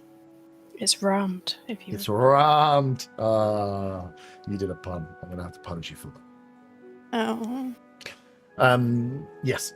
As they go, what looks to be two bald-headed priests, the way you've seen them before, but these ones look like their robes are more gilded. They have the the wraparound, which is again gold inlaid design work that sits over their white robes. They still have the gold rope that's around them, and they are wearing almost like a bishop's crown, which again is inlaid pure white but inlaid with gold. As there are 2 or 3 of these priests take sermons. There are guards in here, again in very more ornate gear than you've seen previous guards, but you don't get the feeling that they are necessarily more powerful, just fancier. The armor that is portrayed in the guards that are in here are in much nicer, what would the word be, like decorative armor, rather than be necessarily useful out on the road armor. But you can see how they are still cut from the same cloth. The big wings, the gold wings are everywhere. And their sermon is probably about an hour, as they go through. They talk about the danger that is still around, that although the city prospers and everything that the Tans have done to the city is helping the people, that there are still those outside that are looking to disrupt that peace and want to take away from the people this safety that they've had, this fear-mongering that they're driving up inside the city. They talk about that. They talk about the good work that is going to gain relations with the giants of the east, and that the trade that will be opened up with our longest, with the city, with the country's longest term allies, the giants, will bring again more security and more safety. So they kind of pray for the safety in the building of that road and where it goes. And then they turn it towards what probably in the early stages would have been geared towards magic users. They have their piece around still watching out for those that we believe to be allies that may not be anymore, and that some of the those closest to us can still betray us, and that rises even as high as the king himself. And they speak a little bit to the king suffering the news that his brother has is a traitor, that has made moves against him, and that his brother's Kingsguard may have been poisoned by his brother's words, and that even someone as high as the king cannot be protected from those who are closest to them turn against them. So again, they're kind of building on this fear-mongering around, and people are kind of lapping it up as they're in there listening to everything that goes through here. And that sermon goes on for 45 minutes as they go through the individual stories, and then they ask everyone to stand to repeat the creed to finish off the sermon. And the creed that they all say in unison, so you would probably be the only one that around you can kind of mumble your way through. I mean, you've been in church, you have to mumble your way through things, but you hear everybody around you as they stand. Everybody stands up and everybody repeats this creed, which goes, we believe in one Ram, the Father, the Almighty, the Savior of the plains, all that is seen and unseen. We believe in the one Lord Ram, the only God, and through him all things were saved. For us and for our salvation he came, was true in spirit, and was made man. For our sake he removed pretender gods. He is with us in glory to judge the living and the dead, and his kingdom will have no end. We believe in Ram, the Lord, the giver of life, who is worshipped and glorified, who has spoken through the talons. We believe in one holy church. We acknowledge one baptism for the forgiveness of sins, and we look for the removal of dangerous magic use, and to the life of the world to come without its dangerous influence. And they finished the sermon. But this is, as it goes out, kind of like I don't know exactly how well I would feel, but it'd be one of those areas Sick. where you would get goosebumps. Everybody around you almost this being something that is so horrific, so abnormal to what you've grown up in, to 10 years ago what would have been preached here, but everybody in this church knows this and has repeated this, and clearly this has been the way for a long time. Like a brainwash vibe of everybody saying it together. It's become norm. This has become the norm. This has become the sermons that Oy, oy, people oy. listen to, Hive minds. And then they kind of high mind, but also not. These, as you look around, people are enjoying the difference. You can see, you would pick up from the sermons you remember, and the way that the Brotherhood and the Nine Sisters operate to Ram, and the way this preacher is, that the nine gods were there to always be prayed to help bring something good, right? You were praying for a good spring. You were praying for weather when you needed. You were praying for rain when the farmers needed rain. You were praying for the good birth of good crop, birth of the animals, birth of humans, like safety for people that were there, travelers. Everything was about trying to give a blessing for something that was to come. And a lot of this sermon is about fear and repent and like watching out and ridding out danger. So the two are so contrasted, but again, this one has a lot more people here, and whilst we say like hive mind, there's nothing that says these people are all being controlled and they're like, this is a math control spell. This is belief in a thing. Whether it came from fear in the first place, the people here are here of their own volition. You saw the queues of people coming to do it. They are here and they are supporting Ram. They are believing in this one God. It's kind of like this is now the new norm. This is natural for them to, a bit like if you, Okie doke. Sweet.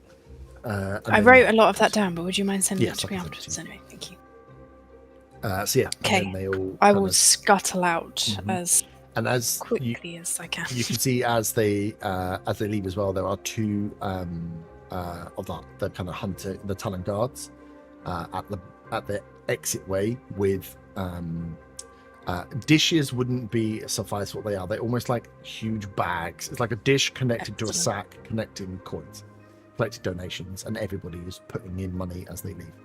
Can I see what colour the coins are that they're putting in? People are putting in bits of everything. There's a lot of copper and silver that goes in, like a lot of copper.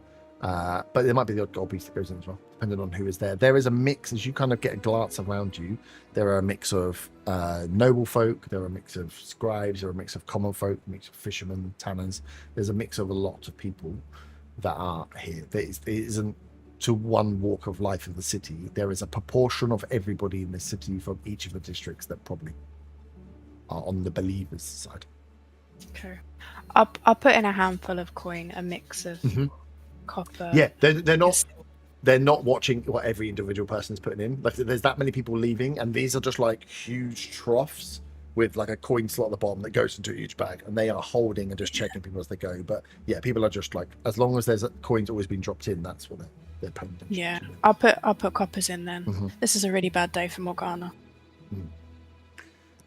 Yeah. So you put them in, and you make your way out into the street. The islet is absolutely rammed afterwards as it finishes, as people are disappearing off in all directions back to where they live, work, whatever it is they're doing for the rest of the day. So you can make your way back to the steps. Yeah. Cool. back in the forum quarter. Let's take a quick break for a quick pee break. So yeah, we'll come back to you guys in the forum quarter after the pee break. I need a quick wee to see what you want to do, what you want to look at, where you want to go. Where the fuck is Yierlos? Who even knows? Me.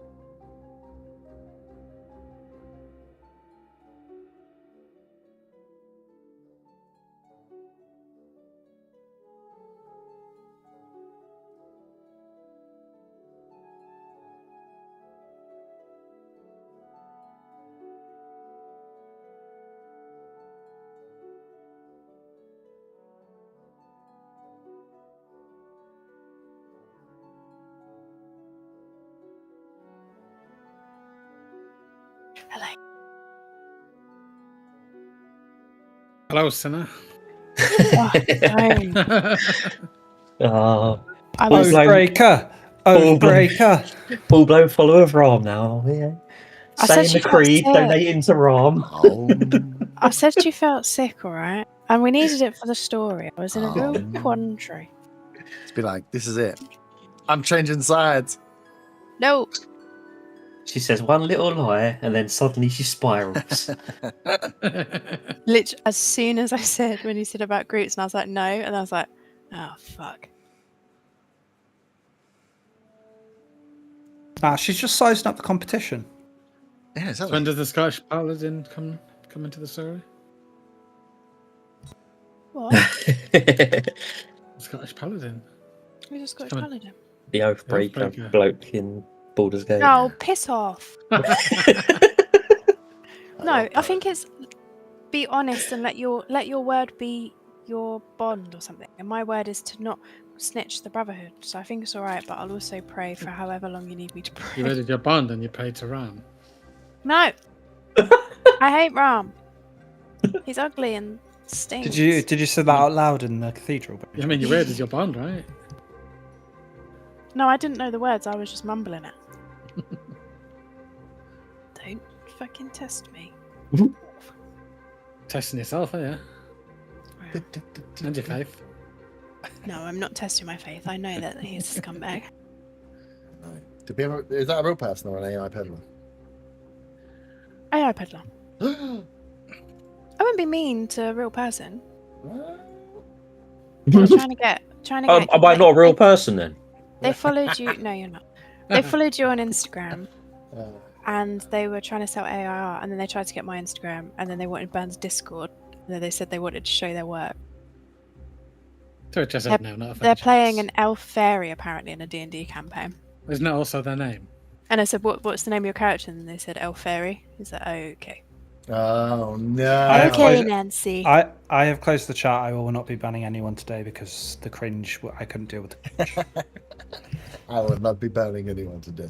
I have a location of where I'm supposed to be going tomorrow, so I'm in a better mood now. Good. Good. Still good, shit, Good. but like.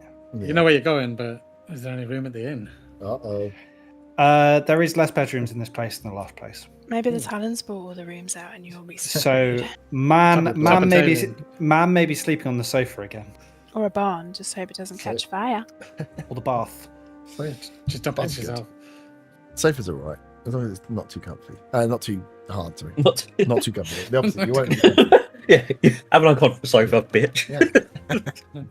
There's always a floor with a towel. There's a Freudian slip.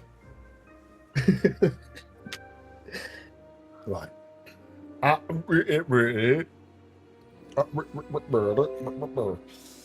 Right.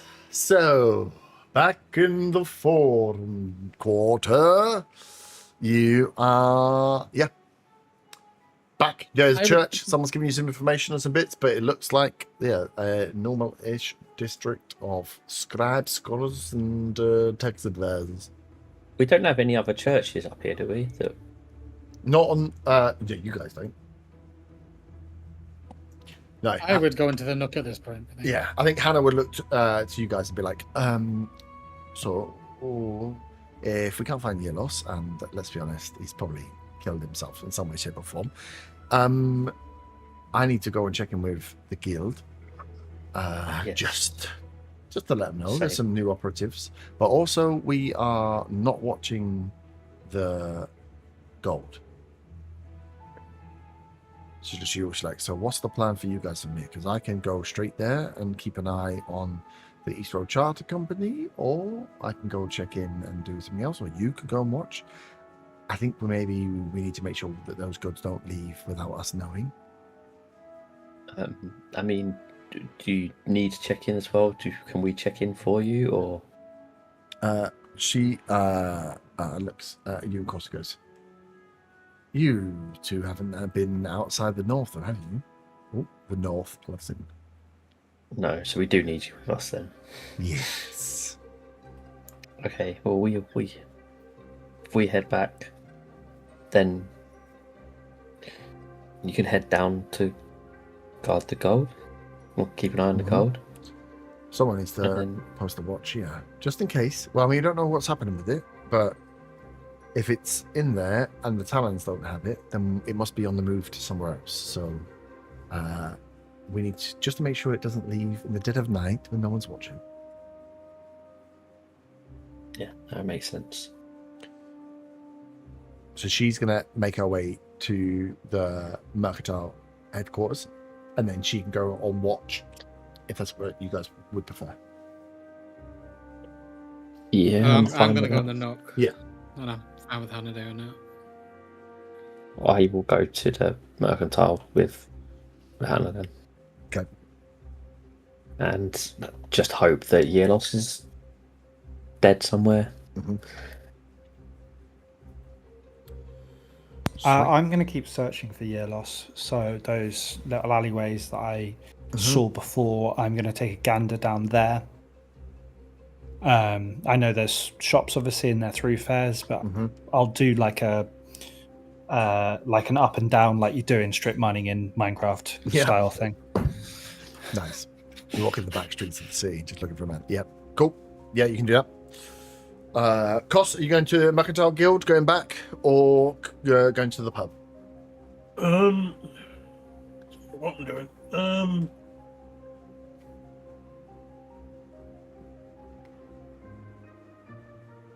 I might go back to the road company and keep an eye on it again and wait for. I'm assuming Borash is going to go back at some point. Yep. Yeah. I have nothing better to do than stake the place out. Yeah, so Hannah's going to go down and join you. If you're going there already, that makes her a little happy that someone's going to watch it at least before she gets there. I take it we've abandoned the idea of finding Yierlos. Merrin's going to find him walking the streets of the capital city. One of the things I want to have to watch is if they can keep an eye out for him. Mm-hmm. Mira's got a brilliant plan. That's bound to work. I know what I'll do. Walk the streets of London. A plan is better than no plan. I'm not sure this is better than no plan.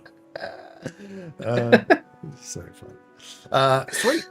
So yeah, I've been in the form co-op.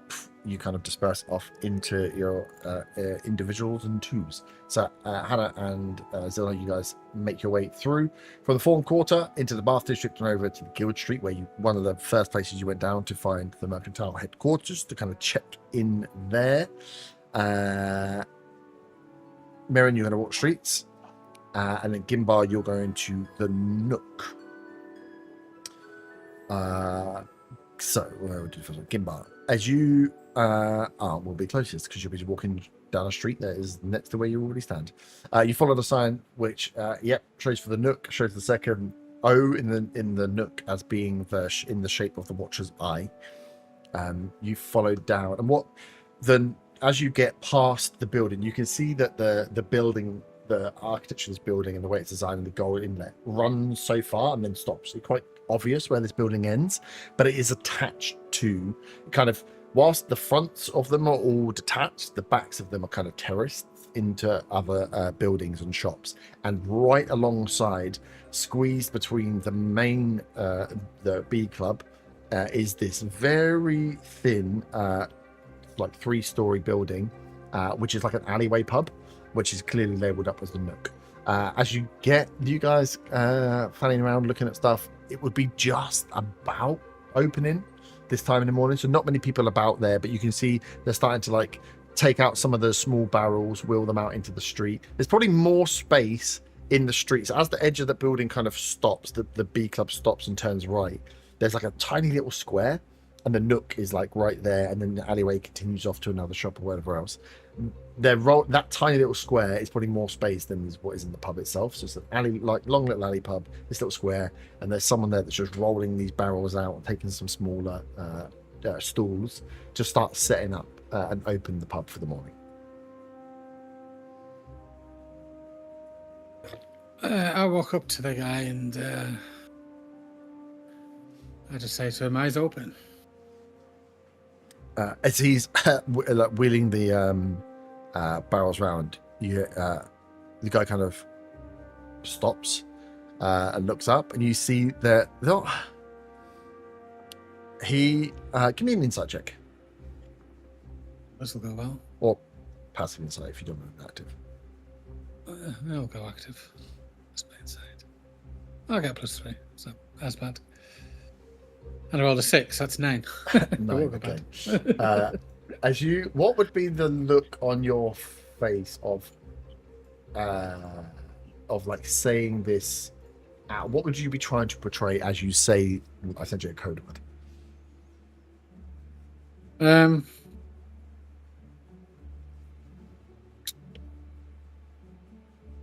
I don't know, I guess I'd be expecting Mm-hmm. after hearing that the Nook is a place to look for friends. Yep.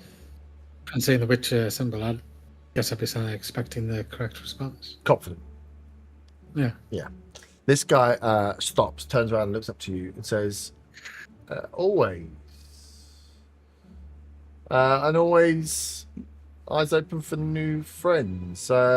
He holds his hand out to you and says, the name's Marcy.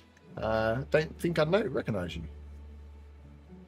I shake his hand and say, name's Kim.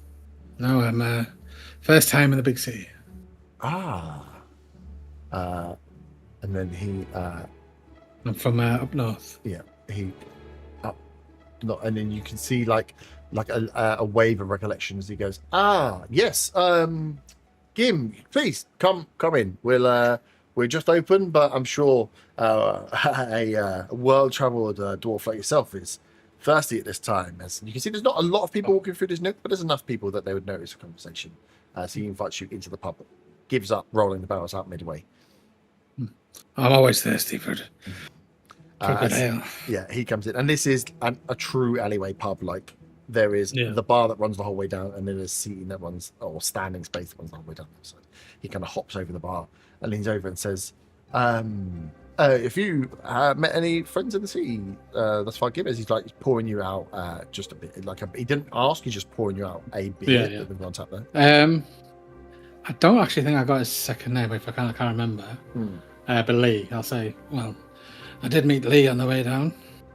He goes, He was the one that actually recommended me I try this pub.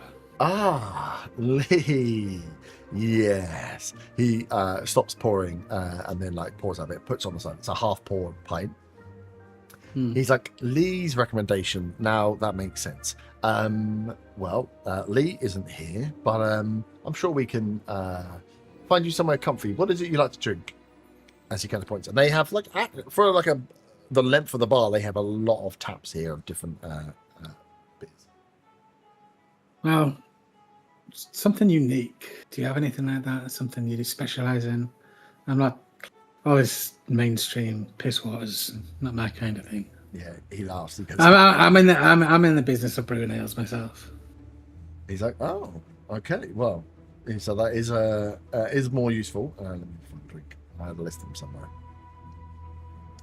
He's like, well, if you want something a little special, we do a few brews ourselves here down in the basement. And he goes, this one is just fresh out. It's a little bit fruity if you like it. As he pours one out and hands it over to you. It's like a dark, like a caramelly brown stout. He's like, this is a tan maple. As he passes it over, he goes, a little bit fruity, a little bit spicy. It's quite nice for this time of year. It's like, it's fresh off the brew though, so it will ripen with age. But have this, and he passes over to you. He goes, and we won't renew. I've got some comfier space for you back here. As he kind of ushers you down to the end of the bar, and he pulls the last tap, and the little latch opens on the door that's next to the bar, and he kind of like ushers you through the door.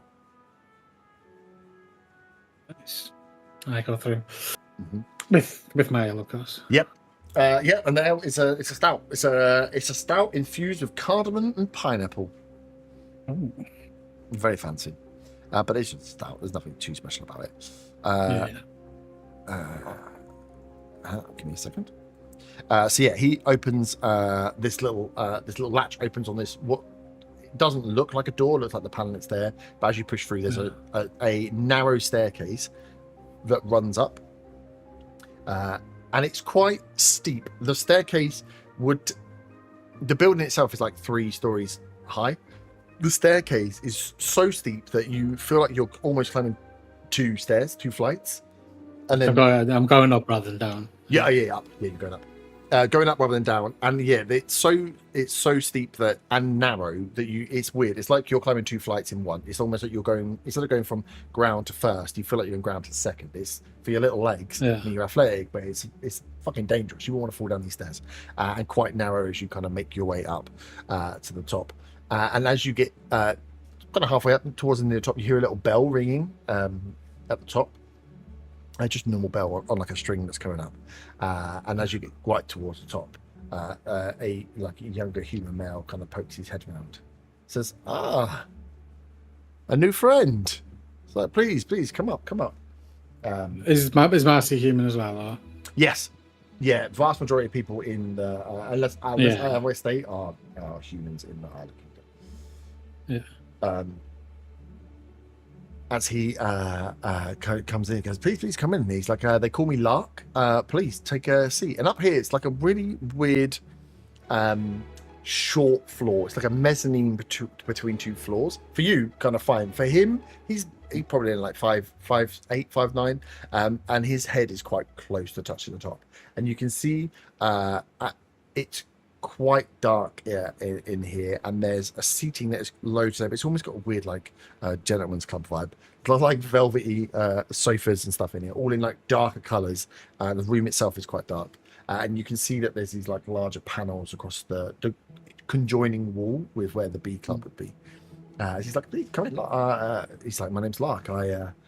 I run the Nook. How can I help?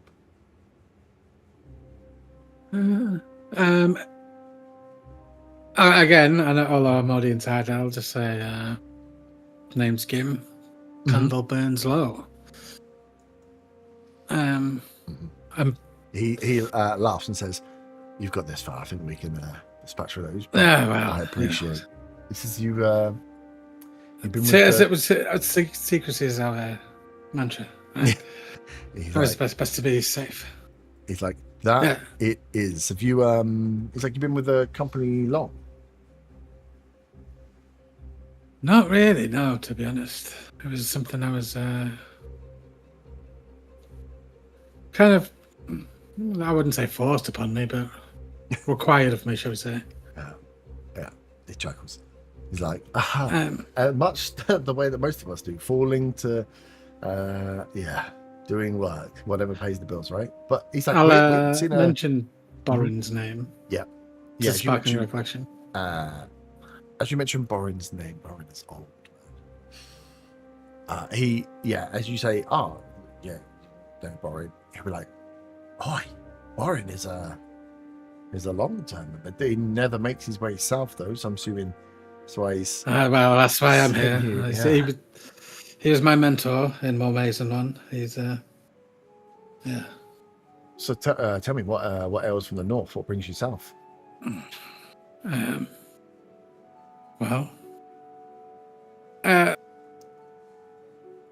A character, would I assume that all watchers, or should I say all senior watchers, would know roughly what's going on? I don't think you would know, but also, as in, know that you've been sent on missions or what's going on with towns or whatever. In this specific mission, I guess. No. The Watchers, it's like a weird one. From what Borin would have explained to you, it's very local. It's localized, and then, but there's all the different pots are localized. There's no overall hierarchy. Central hub, yeah. Yeah, because that would that gets infiltrated completely fine. Yeah. So they mainly operate on the older ones. No, the older ones, the longer you're in it, the more people you know, because the more people you bump into. But they kind of they all deal with their own local issues. They're all dealing with balance in their own areas. So to have for them to cross-pollinate information on a wide scale is usually because something big's happened. So he'd be interested in what your business you have in his area to add to his portfolio of knowledge to get all the information about what is going in the north. So he now has that information, which makes him a stronger member.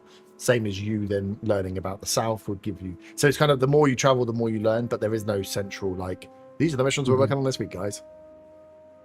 Or at least not at the moment. Well, yeah, I guess I'd tell him the whole story essentially, and what's happening down here, and obviously mention the whole in the north we've got the cult, which seems to be collaborating to a certain degree, and I've followed this caravan down to see what the talents are doing and what they're requiring for stuff. I'd mentioned that I met Lee on the trip down and what happened with him. Nice. I'll inform them of the new bastion in Ulhearth. Yep. And it might be advisable that Lee moves up there as he's been made down here. And he'd be able to work for me essentially, in terms of being a hireling. And yeah, so that's that story. And then I also mentioned about Yierlos. And describe him, what he looks like, and ask if they would be able to keep an eye out for him, essentially. Nice. So you go through, you give the whole story, it goes through, as your beer gets low, you make sure that he's you want another? Always. Put an order in. You can see the little bell is linked downstairs as he has one. I was going to say like a dumbwaiter. It's not like a dumbwaiter, but also I was going to say a cup on a string, not a cup on a string, but there's a tube pipe that he can speak into, which just comes out at the bottom as well. So you see him just go in. He's like, Marcy, can we go? As he puts it down early in the morning, there's not many people down as well, so you're fine. So you get some more beers for as you go through and share.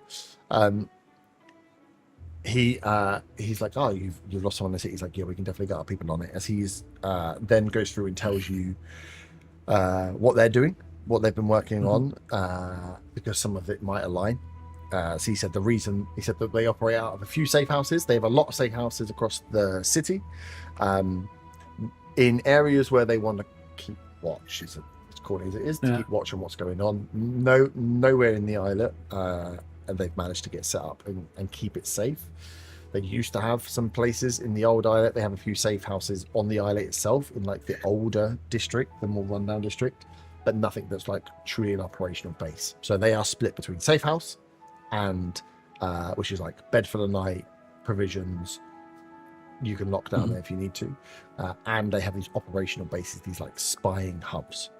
So he tells you they've got one here, and he kind of gestures towards the wall where they are spying on the bee club.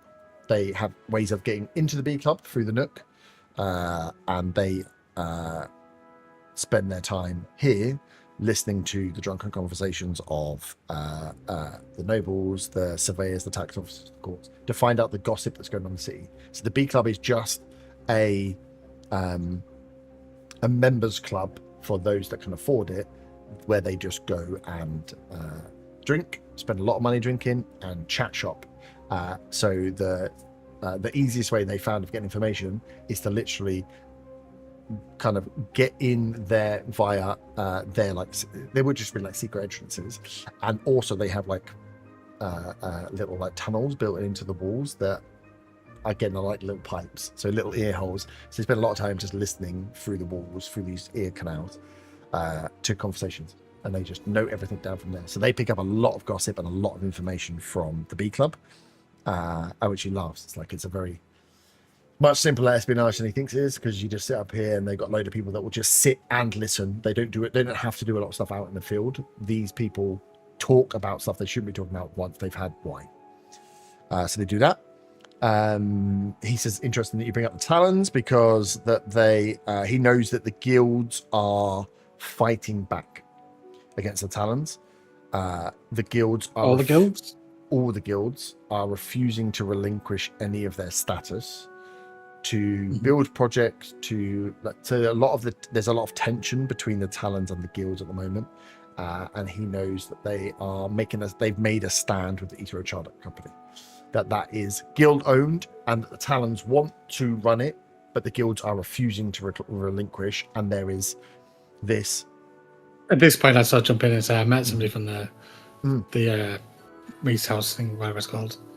Oh yeah, Eater Charter. And yeah, that's one. And ask if he knows if they're. How should I put this? I don't know the best way to put it. If they rely, I've heard rumors from them that they're not working with the Talon, the Sigurd Talon guards, or this and the other. Whether if he knows this is actually the case, whether they're breaking. Yep.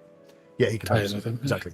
They're not in outright rebellion, because that would be dangerous. They now understand it's dangerous, but they also understand that the Talons' remit was to remove magic users because they're dangerous. They have no remit to remove craftsmen. So they're well overstepping their territory, and the guilds have all kind of banded together to be like, you can't remove their rights. They're very protectionist now about their rights. So there's a lot of uppity talk in the Bee Club about the guilds making a stand against the Talons, that they are holding firm in some areas, and they seem to be using the East Road Charter Company as like a marquee project, that they are running it and the Talons should have nothing to do with it, to the point where they are not using even using Talon guards. They are hiring their own guards, they're hiring their own workforce. There is no Talon intervention to happen as part of this. It is purely a guild-run event, guild-run business, the way it should be done. That the charter was given to the guilds as a project from the king, and that's how it's always worked, and that's how it will continue to work. They are not magic users, therefore the Talons have no say. So he notes that, as you've come down following them, that there is a lot of tension, and that the guilds are at the moment standing strong against the Talons to try and protect themselves. When he mentions this about the Israel Charter Company and the king, I'll ask what he knows about the order for the king's brother going missing and being, there's the king wants him arrested, and also what the Talons might be doing with the giants or want from the giants. As I know that there's a cart headed towards Alba. Nice. On the giant front, they don't have any. They don't really know. They don't. All they know is that his speculation is that the Talons have an interest in the East Road Charter Company. The Talons have an interest in opening up a trade route with giants. Clearly, the Talons have an interest. The guilds are holding them out of whatever it is. But the order has come from the king. The order has come from the king to open up the trade route with the giants, to improve trade and blah, blah, blah. Like the politics of it are improve. We start trading again with our oldest allies. We protect ourselves then by allying ourselves with the giants, and the trade between the two parties, opening up trade between the two parties is only going to be good for the people of Alba, for the people of Islet Kingdom. But he, as far as he understands, because of the tension that's happening, the Talons must have an interest in it, but he doesn't know what that interest is. Yeah. All he knows is they want that road opened. The Talons want that road opened, but they are not being able to control that project. And that's the intention. But he's like, other than that, I have no idea why. Kind of makes sense, kind of a bit left field. You would know this because you would be given that information, and I can't remember when I probably said it weeks ago.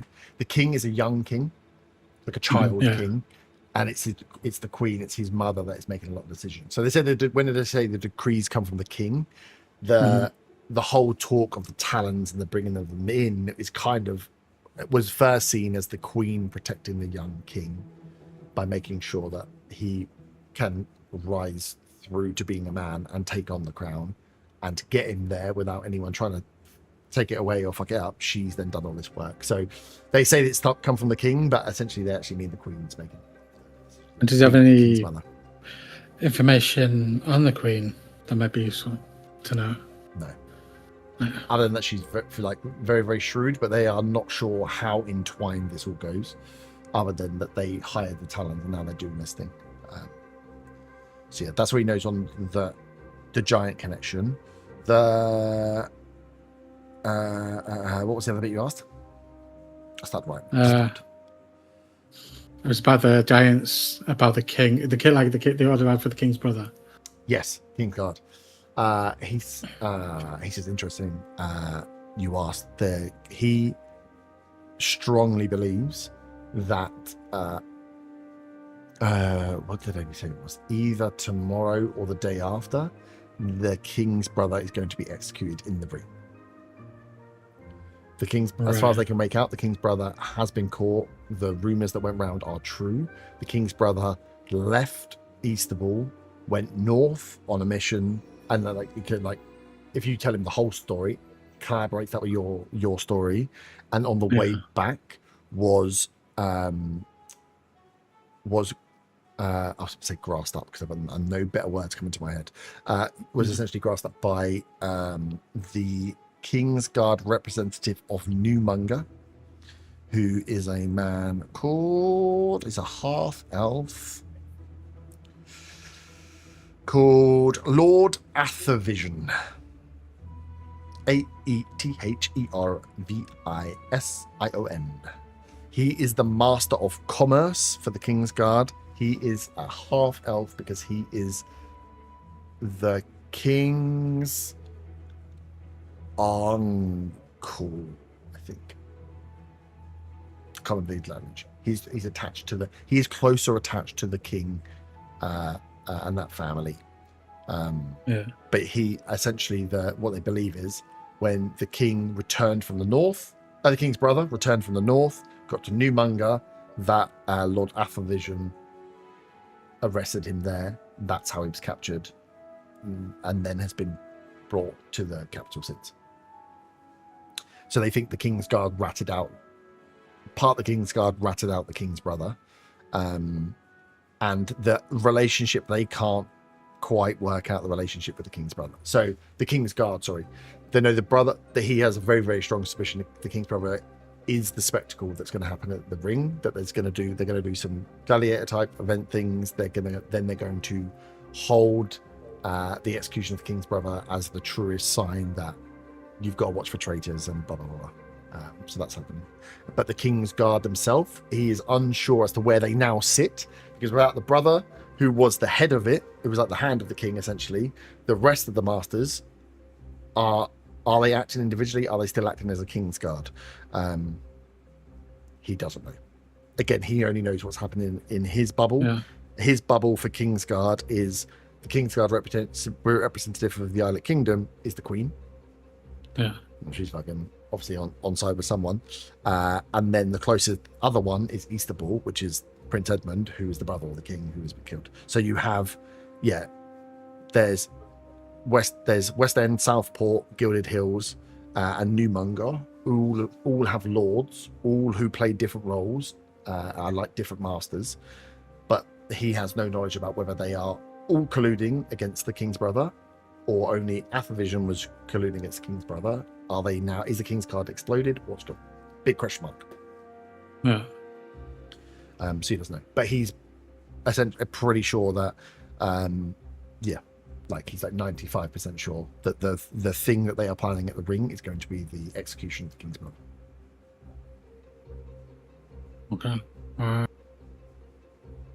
And anything he knows about the Silent Ashes and explain why, about Rad and what happened in the shop. Yep. Don't know, other than the similar stuff to that if he's not surprised, that's not the first time they've pulled a stunt like that. They see the Silent Ashes as it's kind of actually similar to the way the preacher sees them. Enemy of the enemy is my friend. They go about things in a weird way, but they do maintain balance.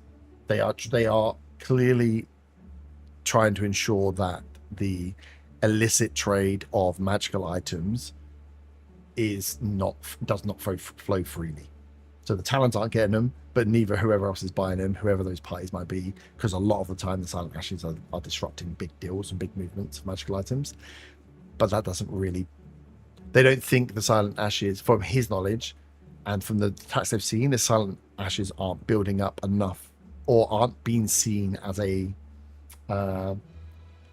force that are hoarding these magical items for an evil purpose. They are just trying to collect back druid artifacts of power to fight back against the Talons and to fight back against the illegal trade of goods. So for them, he's a bit like, well, they do what they do. They do it in a bit of a fucked up way. They blow stuff up. It's not how we would do it, but they are stopping the Talons getting their hands on magic items, and they're stopping whoever is illegally trading them also getting their hands on them. So for him, they're a bit of a non-plus.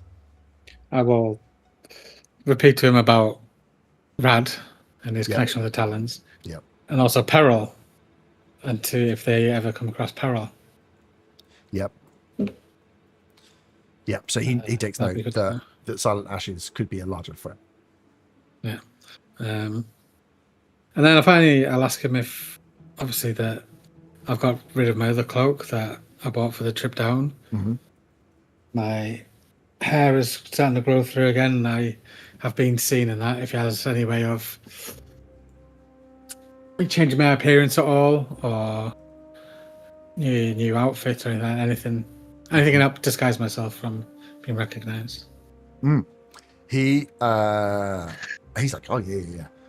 And they have like an array of different, like a fancy dress cupboard that is extreme of like nobles outfits, scribes outfits, just general like dark cloaks that you might want for cloak spirit on there. They have a huge array of like makeups and stuff that people can use, wigs.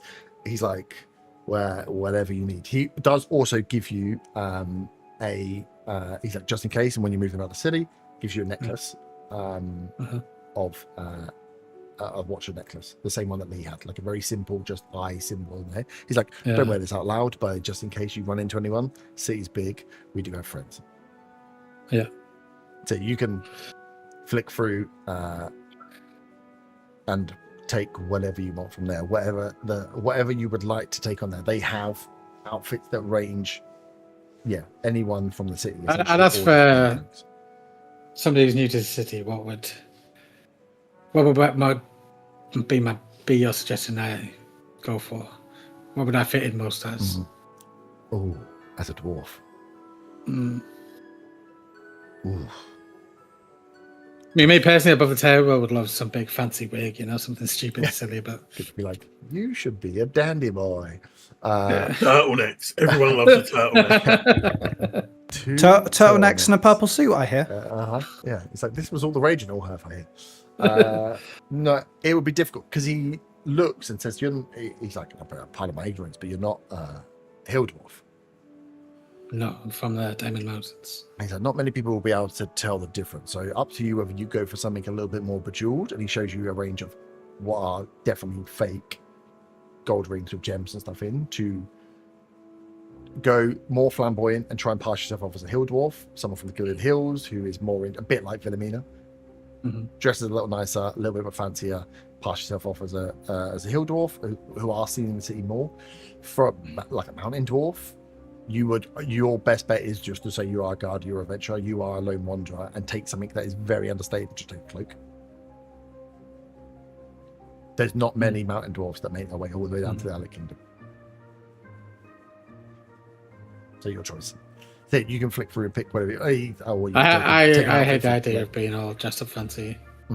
I tried that once. I didn't feel too comfortable in the end. Jewels are not for me. Although it might be a good way of throwing people off of. As I've said that, but I'll just go for a simple cloak. Nice. You so you're flicking through and go for the coat as someone comes in. Do they have anything that I can use to dye my hair when it comes through a bit more? Yeah. Yeah. They'll have loads. It won't be long term. Yeah, no. It'd be like squid inks and charcoals that you could like blacken your hair if you want to a certain degree.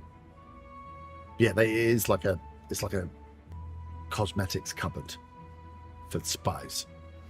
So you could do whatever you want to do. Yeah, I'll do that. Yeah. Fong Van left his head eye here. Nice. As you're going through that and kind of Lark's just sent you off to do what you want. Someone comes in. You hear the bell ring as Lark stops and looks and you hear like thumping, but running up the stairs. As a human female appears, out of breath slightly. She's like, "Oh, Lark, sorry, I rushed across the sea. We were watching the barracks, and we picked up someone we think might have been trying to find our hideout. There was this guy was lurking around in the middle of the night, so we just had to nab him." She's like, I don't know if that was the right thing to do or not, but he's tied up in the safe house, and now it's clear we need to know what to do with him. And Lark looks and goes, What do you mean you grabbed him? And she was like, he was walking around it's like almost calling out names. He was so close to what's going on, and I thought he was gonna get caught by the barracks. We asked for a description. Mm-hmm. Yeah, and that's is it Yierlos? As she turns and looks, and as you say, and the guy he hears Lark sees and as you look, and she goes, Lark says to this woman Gertie, says, "Gertie, is his name Yierlos?" And she goes, "Yeah. How did you know this?" And then she looks and she says, "What?" She's like, "Yeah, he's been blabbering on about he was supposed to meet some people at a church, but then who comes into the city and says they're going to meet people in a church and hangs around the barracks at night, it was just too suspicious. So we just bagged him and he's tied up in the safe house, but now we can't release him. So I'm assuming we're not going to. So what do we do with him?" Lark kind of looks to you and says, "Gim, I think we found your friend, Yes. young male lurking around the barracks. What was he doing?" He was a guard on the trip down with us, working for one of the things, and he was working with one of my other associates in the group that travelled down. And for some reason, they told him to make his own way back to the meeting point, which was the church. And I'm assuming he's got lost, which is why we were looking for him. Yeah, she looks at you and says, he was calling out people's names in the middle of the night. I don't know him too well myself. He doesn't seem the brightest. Oh yeah, he's not the sharpest tool. Well, I mean, if you want to come with us, we can show you we can show you the hideout. It's in the steps, so I can hand him over. And then she looks at you. I don't want to have to deal with him, And Lark's like, no, don't deal with him. Yeah, and he looks at you like, you want to take him off our hands? Yes, I will take him off your hands. He's like, okay. What? He's like, Gim, please go with Gertie, and actually, it'd be good for you to see. There's a safe.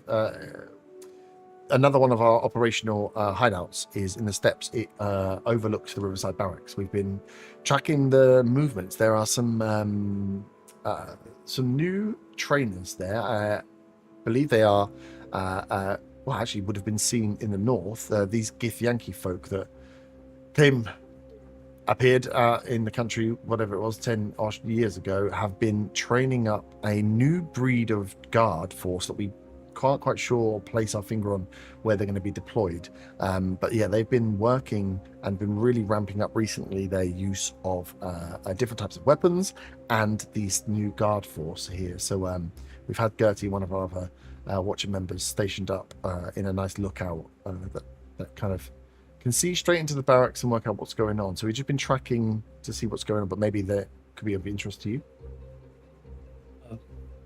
As it so happens, another one of my associates is a Githyanki himself. He looks at you and goes, interesting. And he was with this person you captured, and they were also taking out the barracks, as where one of the Talon's cargo went. A crate of weapons, I believe. Yes. Those are quite destructive weapons. They seem to be, go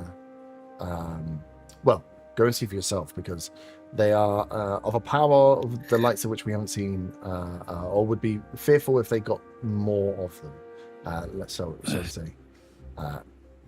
As Gertie kind of looks, Gertie makes like a gun thing and just like big. Yes.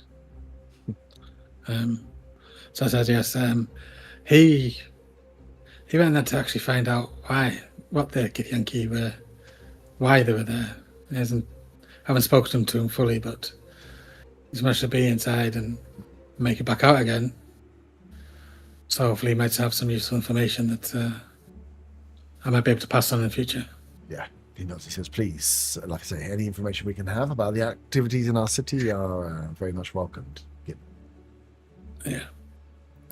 Like, please, I appreciate all your help. And no worries. You are always welcome here at the Nook. Let us know if there's anything we can help with while you're here. And then, please do let us know if you leave or when you're due to leave, just so we know who's moving about in which areas. And yes, if we have any call for it, then I think Lee is very enthusiastic. So maybe a little travel northbound. Yes, I did warn him about that. That maybe he was fortunate that I am who I am and who I associate with.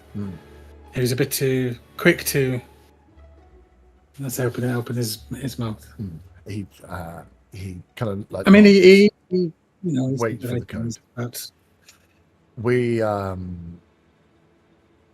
We don't get many, or a lot of our operatives are known to each other. We don't have much changeover of hands, and we don't see many from outside the city. So I can see why he could have got excited. But as long as he's using the codes appropriately, then yes, he will learn. And he's more than welcome, as any of you, to travel to Allhearth and visit or stay at the Bastion there. And yeah, I'm sure I can find good use from there.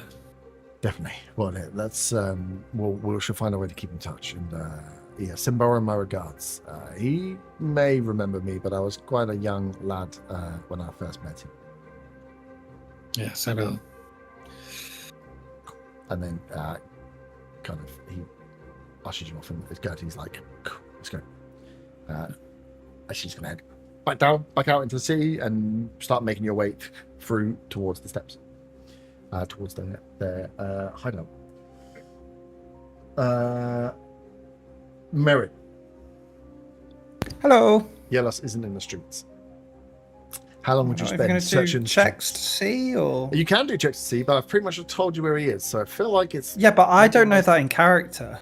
No, that's why my. Let's question save some is, time and just how say he's long? not in the streets. You can Because roll that a was dice. a 7 for a perception check. You search for 7 hours. You can roll a dice for how many hours you spend. It's how long you'd spend before you realise this is a very busy city. And I'll you are roll a trying to spot d4 things. for how many hours. Nice. That is 3. 3 hours. So you spend 3 hours, searching about around this area, back towards the riverside, back at.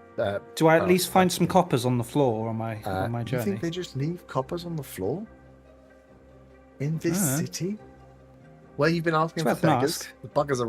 The beggars are running around. No, you can get some nice food. Though. That's a nat 20 on my investigation check for 27 for coins. You find 3 copper in Yes. 3 hours. Perfect. And then you realise it's kind of futile and you're trying to look for a literal needle in a haystack. Where would you head after your search? Well, I wouldn't want to do a Yierlos and get lost, so I'd probably head back to the church. Yep, head back to steps. Because I don't think we mentioned anywhere about reconvening that in a specific place.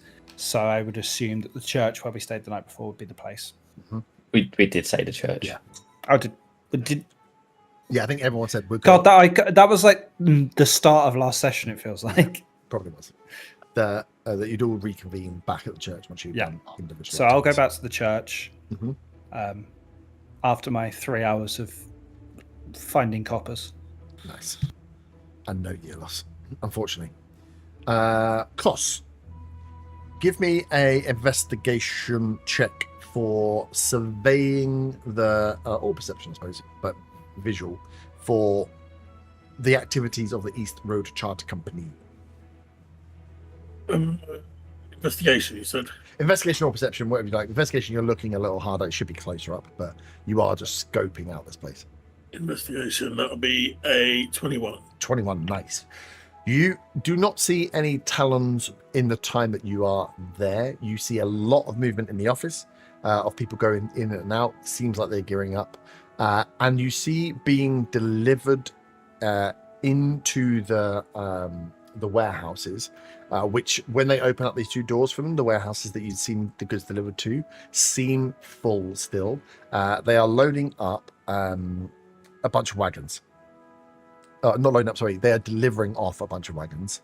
I can't remember if I know exactly. 6 quite large supply wagons. These will be wagons that are pulled by like 4 horses, get delivered off to this to the warehouse, but kind of all individually backed up and backed into 1 or 2 of them go into each of the warehouses. So you can see that these this area, these guys are gearing up for movement of goods. That there are people moving about the offices, but there are no signs of Borash or any talents in the time that you are watching there. Just a lot of workers that turn up. You see a few guards that turn up.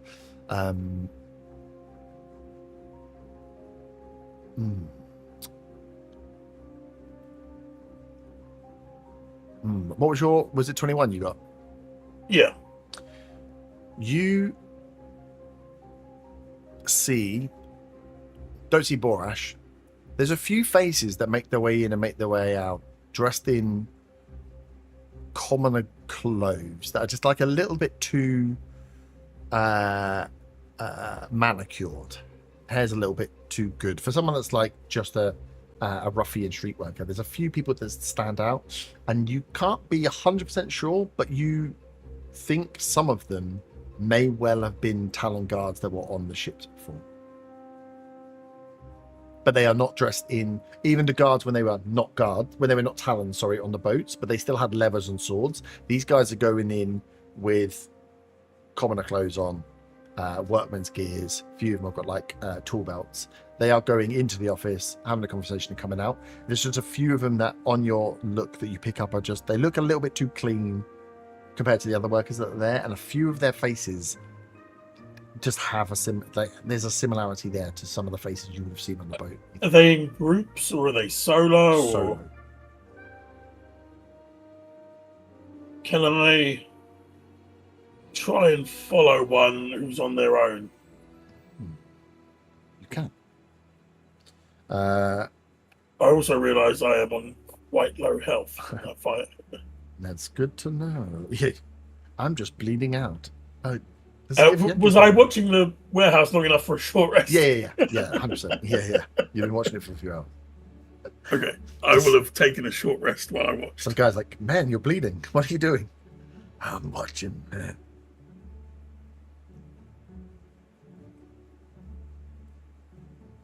But yeah, I'll follow one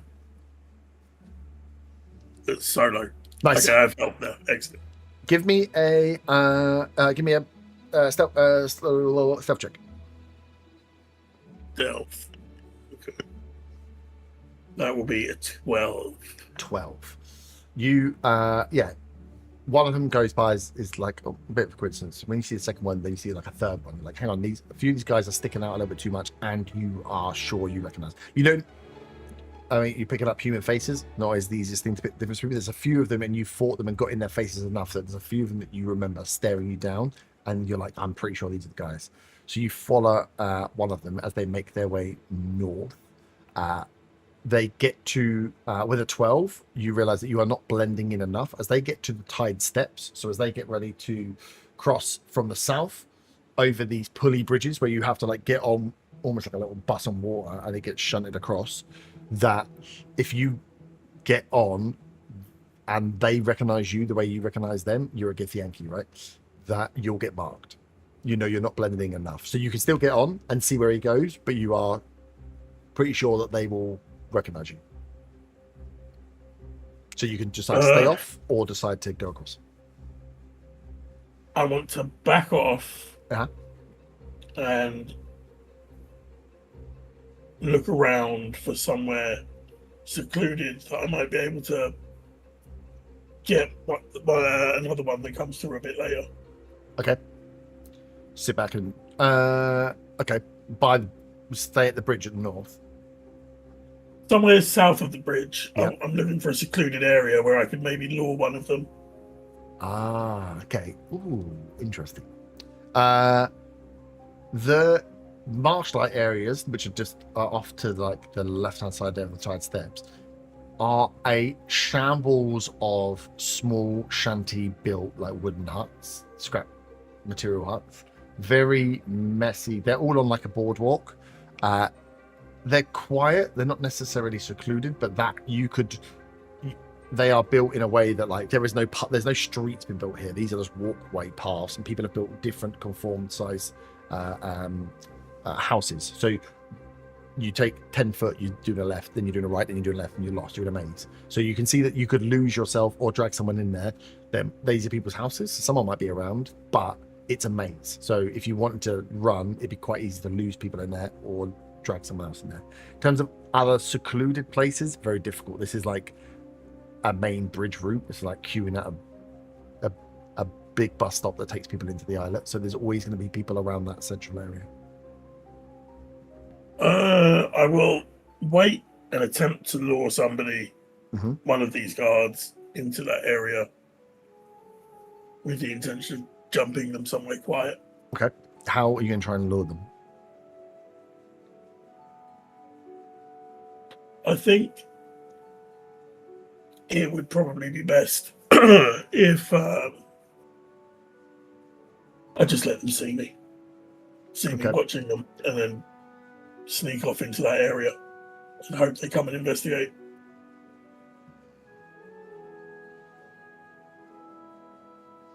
Okay. Actually, maybe I'll do something different. Maybe I'll wait and follow one and sneak up behind and like bump into them and then go off into the area. Okay.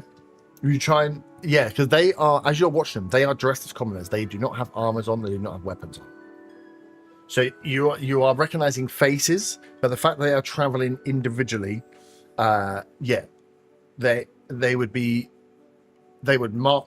recognize you, but if they recognize you, they know what you're capable of.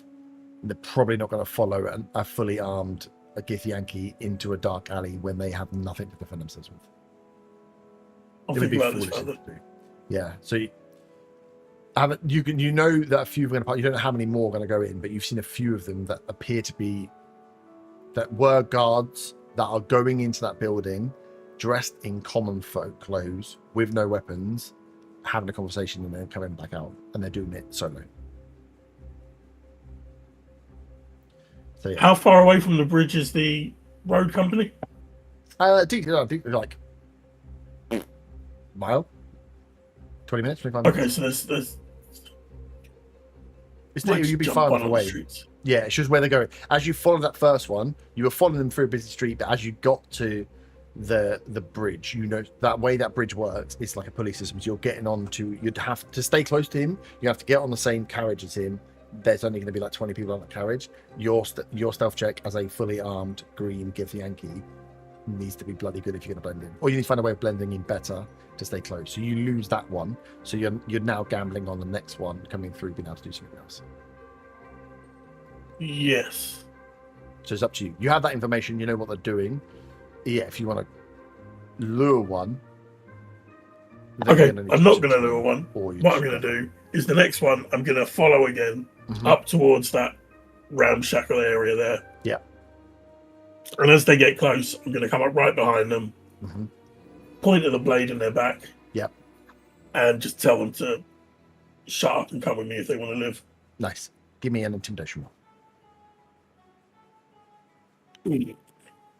Not good. 13. 13. You hear one of them say, "You don't know you're messing with me. You've picked the wrong person today. I suggest you put that sword down and walk away."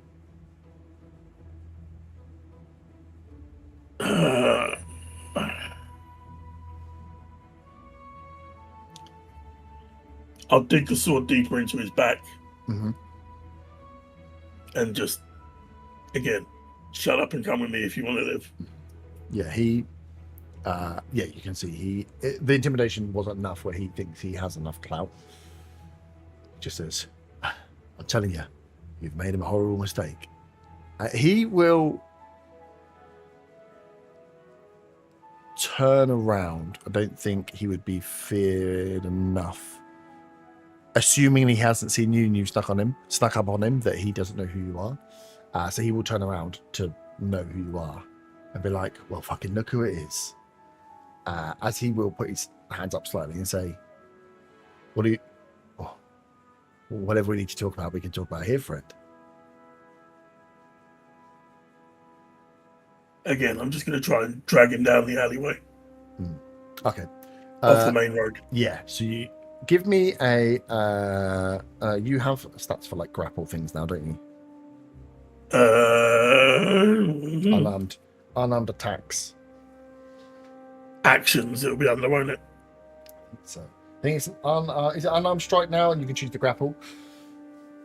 Yeah. Yeah. I think grapple, shove, they're all unarmed strikes. Yeah. DC 8 plus. Yeah, we'll shove. Cool. It's a bit of a faff in it to do that and then do the upload. But yeah, make an unarmed strike. Make an unarmed strike against him. This is an unarmed guy, so he doesn't have a super high AC. You can see as he is asking you to move, he's getting ready to like raise his voice to draw attention. So you've got like a moment to react first, to just like shove him away from the thoroughfare. Like you're close enough that you could like push him and get him in. You're 10 foot away, say, from the start of this marshland, this marshlight area. But yeah, he's getting ready to be like, "I don't think we could be doing like." He's going to draw attention to you if you can't get him shoved away. Yeah. So unarmed strike is. I think the grapple still works. It's just a saving throw from the target. Oh, is it? Yeah, I think it classes it as unarmed strike, but I think it replaces the actual damage attack. It just says the target must succeed on a strength or dex saving throw. Yeah, it's because I've got the fate grappler as well, which is why I get the damage plus the grapple. Yeah. So I think it straight up just replaces it. The damage roll is only if you're doing damage. The attack roll is only if you're doing damage. I mean, So I it's easy don't to do the roll and it just does a saving throw? Yeah, from the looks of it. No, well, The saving throw it says you is make a 8 melee plus your attack. strength. It says you make a melee attack that involves using your body to deal one of the following effects: grapple, So the make a melee attack would be you roll to attack and then you do a thing, which does seem a bit convoluted to do two things. Yeah, because it's weird. Because on the damage description, it says you make an attack roll against a target, whereas the other two just say the target must succeed. Oh yeah. So I mean, I don't know, but yeah, that suggests that you only do the attack for the damage roll, which would be easier. Maybe they'll explain it badly. Yeah, do the strength dex then, because it's one less one. I just prefer it that way. So yeah, you. Oh no, I've got to make a saving throw against your 8 plus your proficiency bonus plus your strength modifier. That will be 11. Which is low. And he has to make a strength dex. I rolled 7, which only becomes a 9. So yeah, you as he goes to start raising his voice, you can just fucking throttle him and just push him backwards into this marsh light. As he goes, whoa, okay, whoa. As you see, he goes to reach down, realizes there's no dagger, no blade, no nothing there. As he goes to you've got him, and he goes to put his hands back on you. You two are just holding each other now as we stand. But you have managed, as he's gone to shout, you've winded him a bit and thrown him backwards. A few people would have seen or say wasn't stealthy, so a few people would have been oh, as you've just grabbed and thrown this guy off. But I'll take my chance. Chance that no one's going to want to be a hero in this moment. So you've got him in, and he's not submitting totally, but you have him grappled, and you've pushed him into you're in this 5-foot corridor. I can't be asked to do the voice. I'm gonna try and interrogate him for information about where all the goods are going in the warehouse that he's just come out of. He's like, give me another intimidation check. God, -1s. Yeah. 14. 14. He give me a second.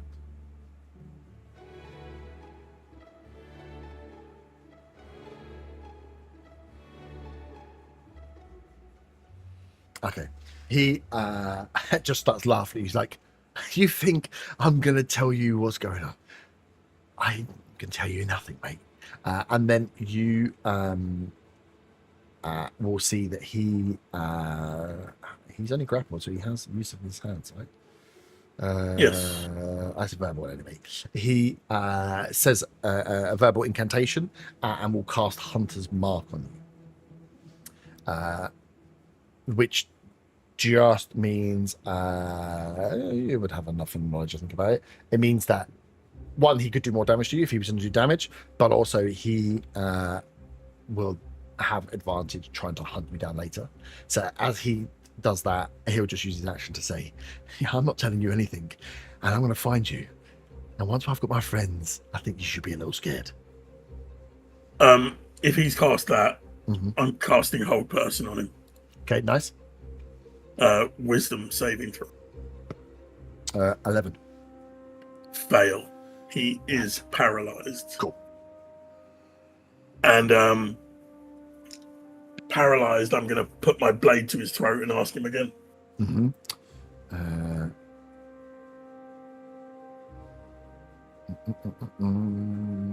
Let's check. Whole person doesn't stop their voice, does it? Assuming it's very paralyzed condition. I don't know what paralyzed does. That's the.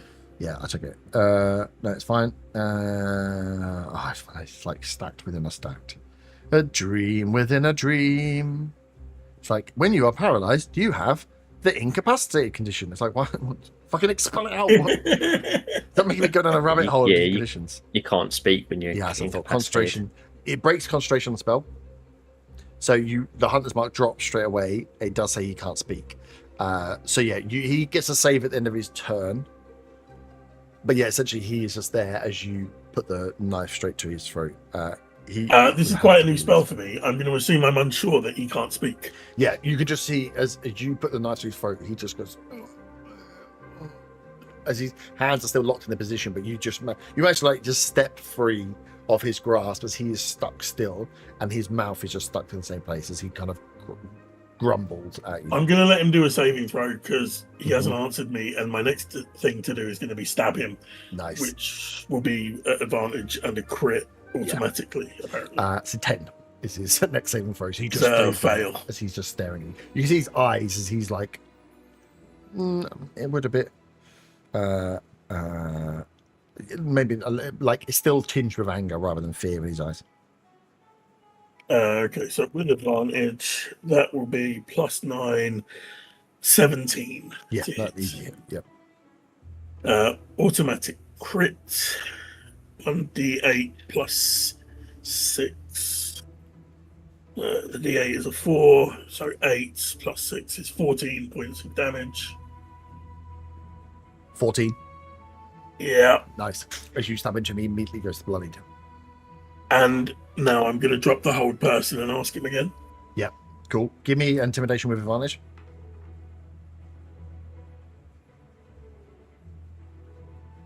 10. 10. He, yeah, okay. He can see, yeah, he is bloodied now, so he is bleeding out. You've just stabbed him as there. He is just going to look at you and say, if you think I'm scared of you, I'm scared of what else might happen. So, you have to do your worst, but we'll find you. We always will find you. You can't stop what we're doing. I'm going to have to stab him again. I guess because I stabbed him last time, I get the advantage from Yeah, Vex. 'cause you got Vex, yeah. That will be a 23. Yeah, yep. What do you mean? And where's Unarmed the back. D8? 7 plus 6 is 13 points of damage. I think that is just enough. Yeah, one overall was needed. Yeah, as he is like looking at you, says that as you going for the stab again, as the life leaves his face, drop on the floor, as he is killed in this alleyway. Luckily, no screaming, no kerfuffle was given up. So the few people that saw you push him off, you don't know if they have like followed and carried on, but most people it seems carried on with their business as you were kind of. I'm going to go under the impression they're busy and Yeah. don't care that much. Yep. Can I pat him down quickly to see if he's carrying any papers or orders or anything? Yep. Yeah. Give me. If you're doing it quickly, give me an investigation check. If you're, Investigate. yeah, because you are trying to get him. You just have the body in the city. That'll be a 25. 25. Nice. Yeah, you go through. There's not much on him. There is a small pouch. It has like 10 copper in it, so you can rub that. And there is a small roll of paper that says that just says on there. It would say East Road Charter Company, sign up as a worker.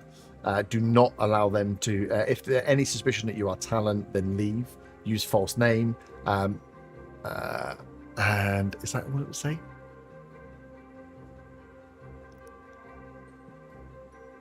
It would be. I think that's what it would say. I don't think they would have signed up for anyone. That's too stupid to sign off. But yeah, that's what it says. It literally says, go to East Road Charter Company, sign up as a worker, make sure no trace that you are Talon, ensure that you use false name. That's your job role. That's what you need to be doing. And it's just on a small roll of paper that he had like tucked into a fold in his clothes. Okay, and now I'm gonna take the long way round and go west to come back out and down and then around to the bridge again. Yep. And hope I'm not recognized or spotted. Yeah, difficult because you're a Githyanki in the sea. So it would be easier to spot you, but there is a lot of movement of people here. Does he have a cloak He would have with a hood? No, I don't think he would have had. He would have had a cloak. I don't think he would have had like I'm trying to keep myself hidden. I think they were trying to look like common folk. So he would have a cloak just to keep, like a rough cloak to keep warm, but nothing to be like I want to hide my identity. I think they were trying to be like I'm just a normal common folk guy that's walking down the road. So you could take his cloak. I'll still go the long way around. Yeah, I think still going a long way around is fine. It's just where you go from there. Are you hanging around the bridge still, or are you just getting off, going back north into the island? I'm going to go back north. Yeah, I think that's fine. I think hanging around, you'd have to do more checks. If you take the long way round, make your way back, cross the tide steps up into the island, the movement of people like is constantly changing, so it's only going to be if you were hanging around. As you pass around, cool. You pass back around the first side, get like a little glance to the alleyway. It's there. You can see the slump of the man still there. No one seems to have found him on your like 20-minute detour around and up. That you so far so good. You've been lucky. No one in the first 20-25 minutes has marked that someone's been murdered here, but you catch sight of the slump of this guy here, where as you've laid him down, he just looks like it could just be a homeless man. If Marion had been there, he'd be asking him where Yierlos is, but he's just this guy. That is true. As you make your way back and up over yeah, I'll be making my way back to the church now. Sweet. Nice. So we'll reconvene at the church. Preacher and Glenn, you guys would... oh, no, sorry, we haven't gone to the Mercantile HQ yet. Hannah and Zilna. So everyone else making their way back there now. Hannah and Zilna would have head off to the north of the Guild Street. Yep.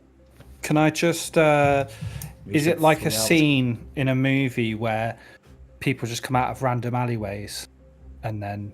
Disappear. It's like Truman Show. No, and then they like, join the group. So it's like one person comes out of the stage left and stage right and so on and so forth. So we're walking down the street. We're walking down the street towards the church like a cool group. You spent 3 hours looking for 3 copper, so no. I think okay, that's fair. Glenn... I did get a nat 20 on my investigation check, though. You did find all of those coppers. I think Preacher and Glenn will be there for like an hour or so before other people start to pick up and arrive. But yeah, so Zilna and Hannah. So you... Hannah leads you through, and it's at the top of Guild Street that you find the Mercantile headquarters. Top being the newer buildings. You can see down towards like the base where you guys have walked through. They are like grander guild buildings. There are like 15 guilds. It's mental. I've got a huge list, and it seems like they are. The bigger buildings of the more important ones are closest to the river, and as you get further away, they become less important. The Mercantile HQ is like one of the newest buildings built right on the North Road because it's a new and kind of newish endeavor in the city. It's not a part of the old. It's not really a guild per se. It's like a trading company, but they have managed to, with spending gold, get themselves a place on Guild Street to try and start to like breed themselves in with the right people to do the right business. Again, the Mercantile just want to make money. They do that via big contracts, or they do that via hiring out mercenaries, whatever it is that can earn them some extra cash monies, or whether that be tech. So place themselves within the guild districts of larger cities, get some of the best contacts, get them the best goods, and everything else. So as you kind of make your way through the Bath Street and almost walk all the way up the Guild Street, Zilda, you can see that happening. As like these older, grander buildings, they get slightly smaller, and then there's this really new, posh-looking building, which is the Mercantile headquarters. Not a gold inlet or anything else, but it's a decent refurb of whatever guild had been there before that you guys have taken on. As you kind of get to the headquarters, as Hannah says to you, so you followed my lead. When we go in here, we'll just check in as we are. Is there anything you particularly want to be sharing with or finding out from the people here so we can get the right I want to try and get a message back north, but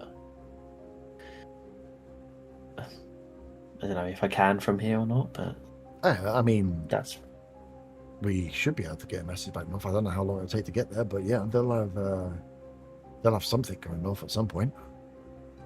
Okay, yeah, I mean that's the main thing, and just report back ahead of whatever else, you know. Mm-hmm. Nice. Let me find mine. Cool. So you make your way into. Hang on. I've put the wrong thing in the wrong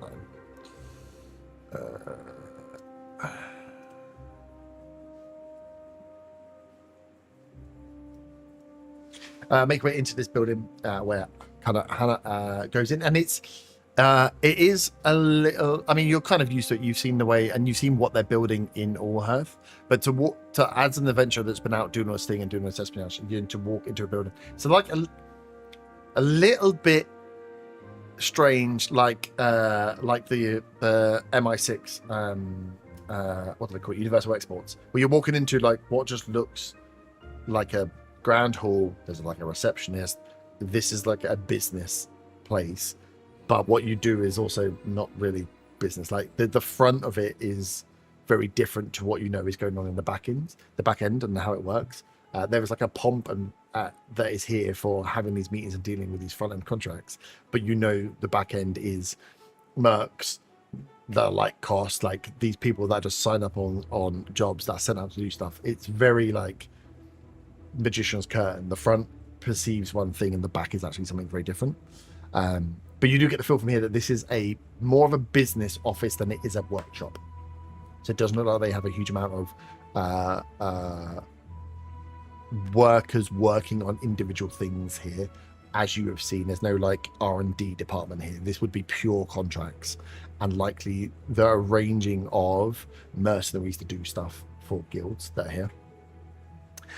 As Hannah kind of signs you guys in, explains where you've come from, which guild you're from, you get marked up. You can see that they're on the book that she's signing in on, where people are coming from, that they have visitors that are coming in from like a lot of the major cities. There are some visitors here from Bryn, and you can see where they can sign off from their headquarters that they've come in from. It's pretty busy HQs, people moving around as you get brought through to a room to meet with one of their like front-facing staff members, a guy called Lawton, who's a human male, youngish, early 20s, very like well dressed. Again, looks like he is dealing in the like client-facing side rather than the adventuring mercenary side, as he kind of brings you into this meeting. It's again a little bit like a bank. You almost like you get sent in to sit in this like small cubicled off little area where there's a desk, a guy, and then you two are just sat on these two chairs explaining all the crazy shit that's gone on. But yeah, this guy comes in, gives you some like refreshments and thing, takes your details. So it's like Hannah, and she's gonna thing. You know that Hannah is originally she must originally be from Bryn, but she's actually attached to this mercantile headquarters. When she signs in and when he goes through, her home base is marked up as the Islet Kingdom. So she's been clearly working out the Islet Kingdom for a little while, and it's marked up here. And then goes through and takes your details and mark you up as being from Allhearth. And she's like, oh, the new HQ that's being built, blah, blah, blah. And then says, right. So, what can we do for you? What do you need to report on? What missions do we need to go through? And he essentially asks for a debrief of the missions you're on and the updates on those missions, and then any requests you have. So if you're happy, Hannah will go through and do all that because she has a mission that is live on their books. Give me an investigation check. Give it me with advantage if you would be actively listening to see if there is any, if that mission that she is on is the same mission you would be on. Like, is there something else going on here? How much do you trust the mercantile? Or would you just be like, she's just giving details? That is a nat 20 with advantage for a 27. Nice. As you can see that she is giving details and cutting Lawton off from speaking a lot, but from where he's kind of like positioned the files and where he's taking notes, you can read what's going on in it. You can see that her mission that she's been signed up for is linked to another mission, so you assume it's linked to yours. Hers is explicitly to ensure the tracking of the unknown cargo believed to be of high value with and what would the wording be?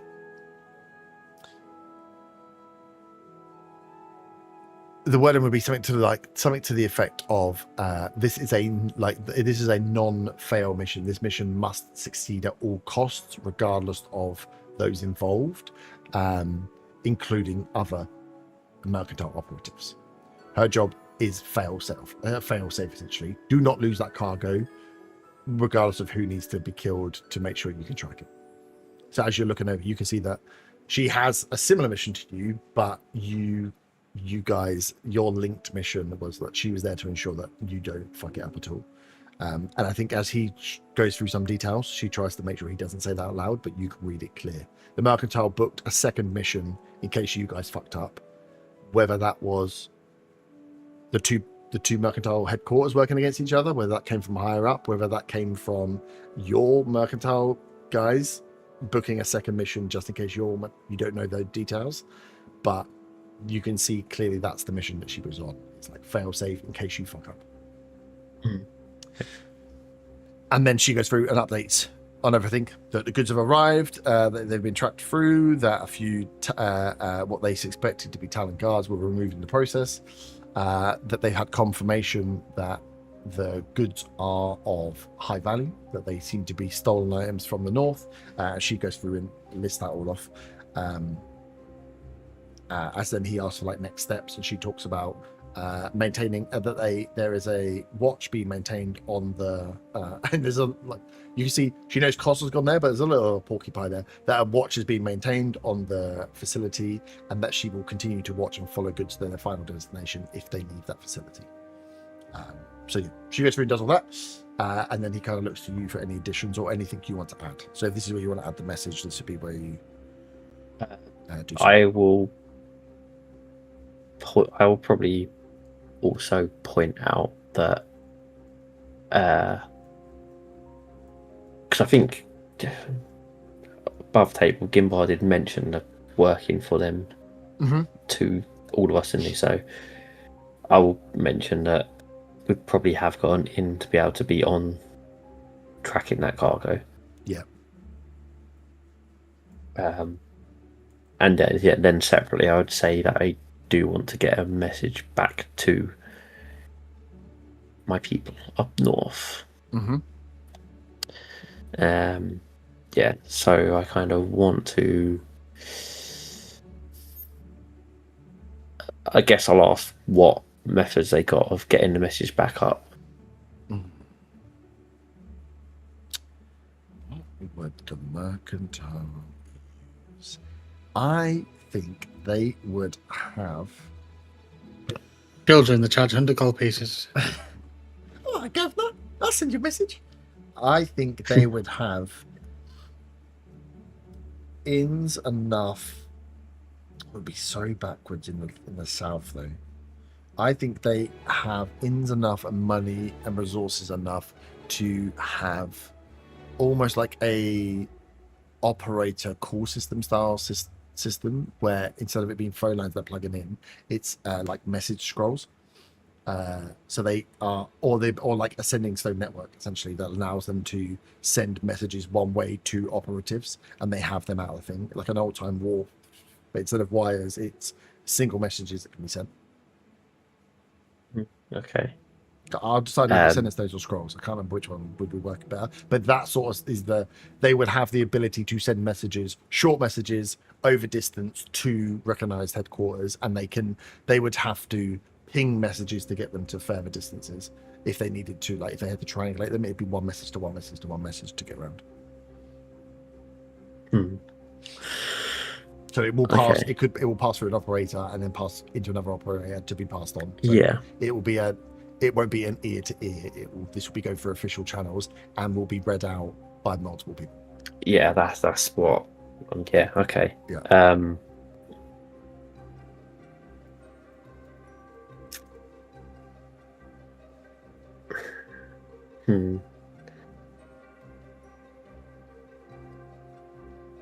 I guess I will be a bit more brief with the message then, and just say, get them to send a message to Lucat, and I can't remember what the other bloke's name is there. Yeah. But yeah, just get a message saying, made it to Islet Kingdom, still pursuing cargo. Looks like Talons are working on other interesting things too. We'll investigate more.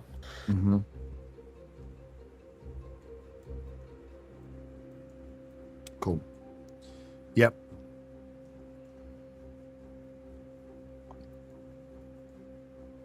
Yeah, so he notes that down. And again, it would be literally like a note that goes to the room that gets sent out, and then it will get relayed up. So yeah, it would just be a note back to Ugat and Gregak, who is the overall boss out there, to say you have arrived, you're still on track, your part of the mission is still going. Max, was there anything else you want from the mercantile here?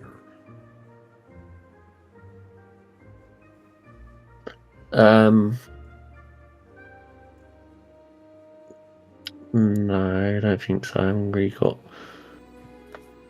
No, if it's all just should be fine. Yeah. It's an update. There is no. There's no workshop. There's no R&D department ish here that you would work in. This is clearly a front end contracting based updating and then getting information sent. So messages can be sent, information can carry, but it's very official. They're not going to have more information than you already have because you have the most up to date information on this mission. Yeah. Sweet. So yeah, you guys go through that. Get updated, finish off your reports with Lawton, and then he agrees to send them off, sees you out, and you head out back into the Gill Street.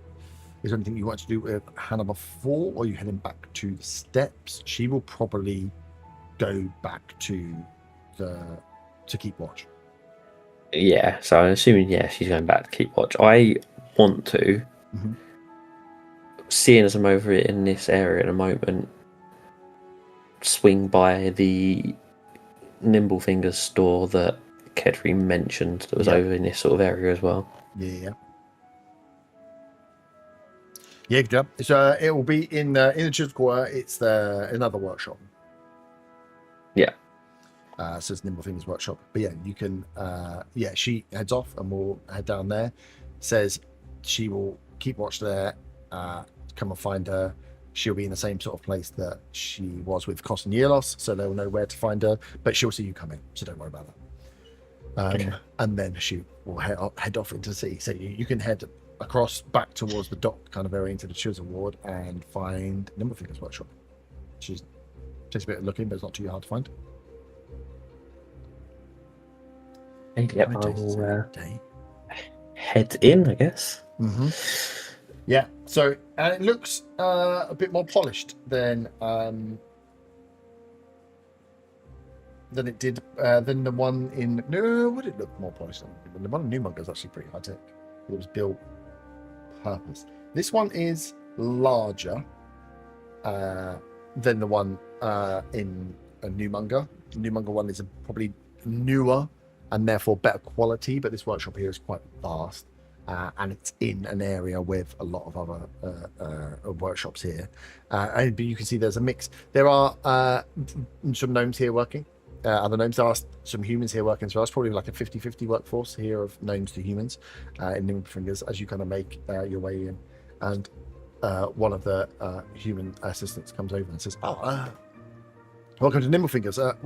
What can we do for you? Well, actually, I was looking for some work. I spoke to Kedri, came down on the bard with him, helping look after his cargo. And he mentioned this workshop here and said that I may well be able to get some work here. He goes, Kedri, he is good. Looking for work. We can maybe find something. When are you looking to get started? What were your skill sets? Have you worked on? Did you work with Kedri in the Nimble Fingers in New Mungo, or? I mean, for Kedri himself, no. I was helping guard the cargo more than anything. But I let's just say I can do a mixture of both. You know, I can build and I can guard. He says so. Yeah, we can find you work. There is a lot to get done. So he's like, yeah, please come in. Finds another gnome, and he says to this guy, he's like, friend here. He's like, come here. he's like, this is one of Kedri's recruits. Says he wants some work, and you're going to be best placed to put him in. And he's like, okay. And this is like an older looking gnome. Has like the little tufts, the middle beard cut out, but tufts of white that just got a little bit set out. As he turns around, looks at you and goes, you want to work here today? He looks at you and goes, you got your own tools? Yeah, I've got my own tools, yeah. Okay. And you've just come off a boat and you want to come here and work? Well, no time like the present. I mean, we can give you a trial at least. And he was like, let me see some of these tools. And he kind of like points out a few just to have a look at the workmanship on them. Yeah, okay. Give me a tool check. Whichever one you think would best suit the maintenance of your tools.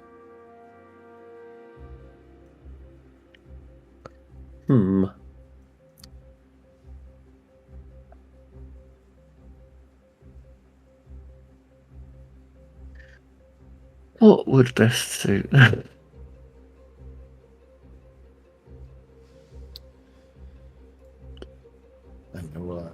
it's all this roll question vision checking in it, right? Did you get any more for any more? I don't think so. No. It's just a straight D20 with proficiency then. Doesn't it use another skill? I mean, they all have their own separate ability skills, don't they? Yeah. But that's for doing like the. Well, I guess is it just that then? Just what the ability skill they use is? The ability skill, yeah. So it'd be the ability skill plus the proficiency. Okay. So that is 18. 18. Nice. He gets out and looks and goes, okay. I mean, could be better, but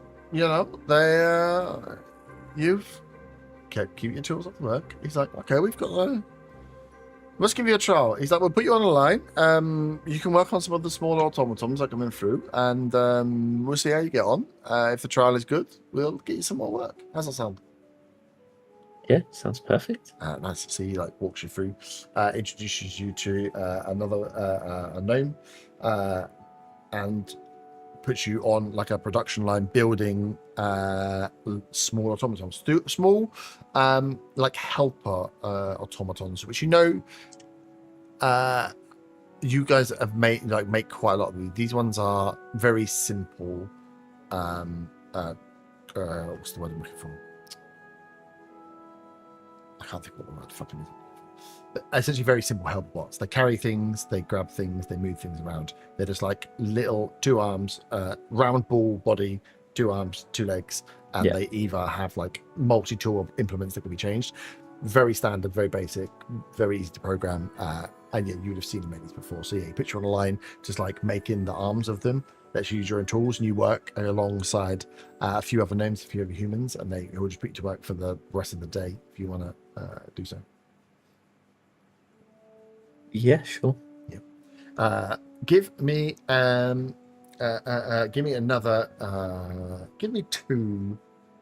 Let's say 2. I'll give you 2 chances on it. 2 of those checks to see your craft over the afternoon of working. That is a dirty 20 on the first one. Nice. Ooh, good roll. That's a 25 on the second one. Nice. Okay. Yeah, you have. I mean, probably quite nice, right? You're working with the other gnomes. You can chat with some of them that are there, like find out like a few of them have been over for a long time, have been working here. Find out some information. There's a few humans that are working with alongside you as well. But you just slot straight into this production line back. Just making stuff, which has probably been like quite a long time, at least 2 weeks, right? You've been traveling where you haven't been in a workshop, you haven't been making stuff, and you just straight back into it, tinking away. It felt quite nice to get away from all that other shit. Yeah, and just concentrate. Go back to the simple life of building things. Building these little automaton bots that you have that are very simple arm and leg mechanics. They're just there to carry different parts, like super, super simple. It just gets you straight back into it, and yeah, you just fly through. And yeah, so you've got a chance to ask these guys questions and stuff. If you want to ask some questions as you're working through the guys that are just on the shift with you. But yeah, at the end, Frunda would come through to talk to like the foreman that's in charge of the thing and be like, he would roll 3d6 for me. 3d6.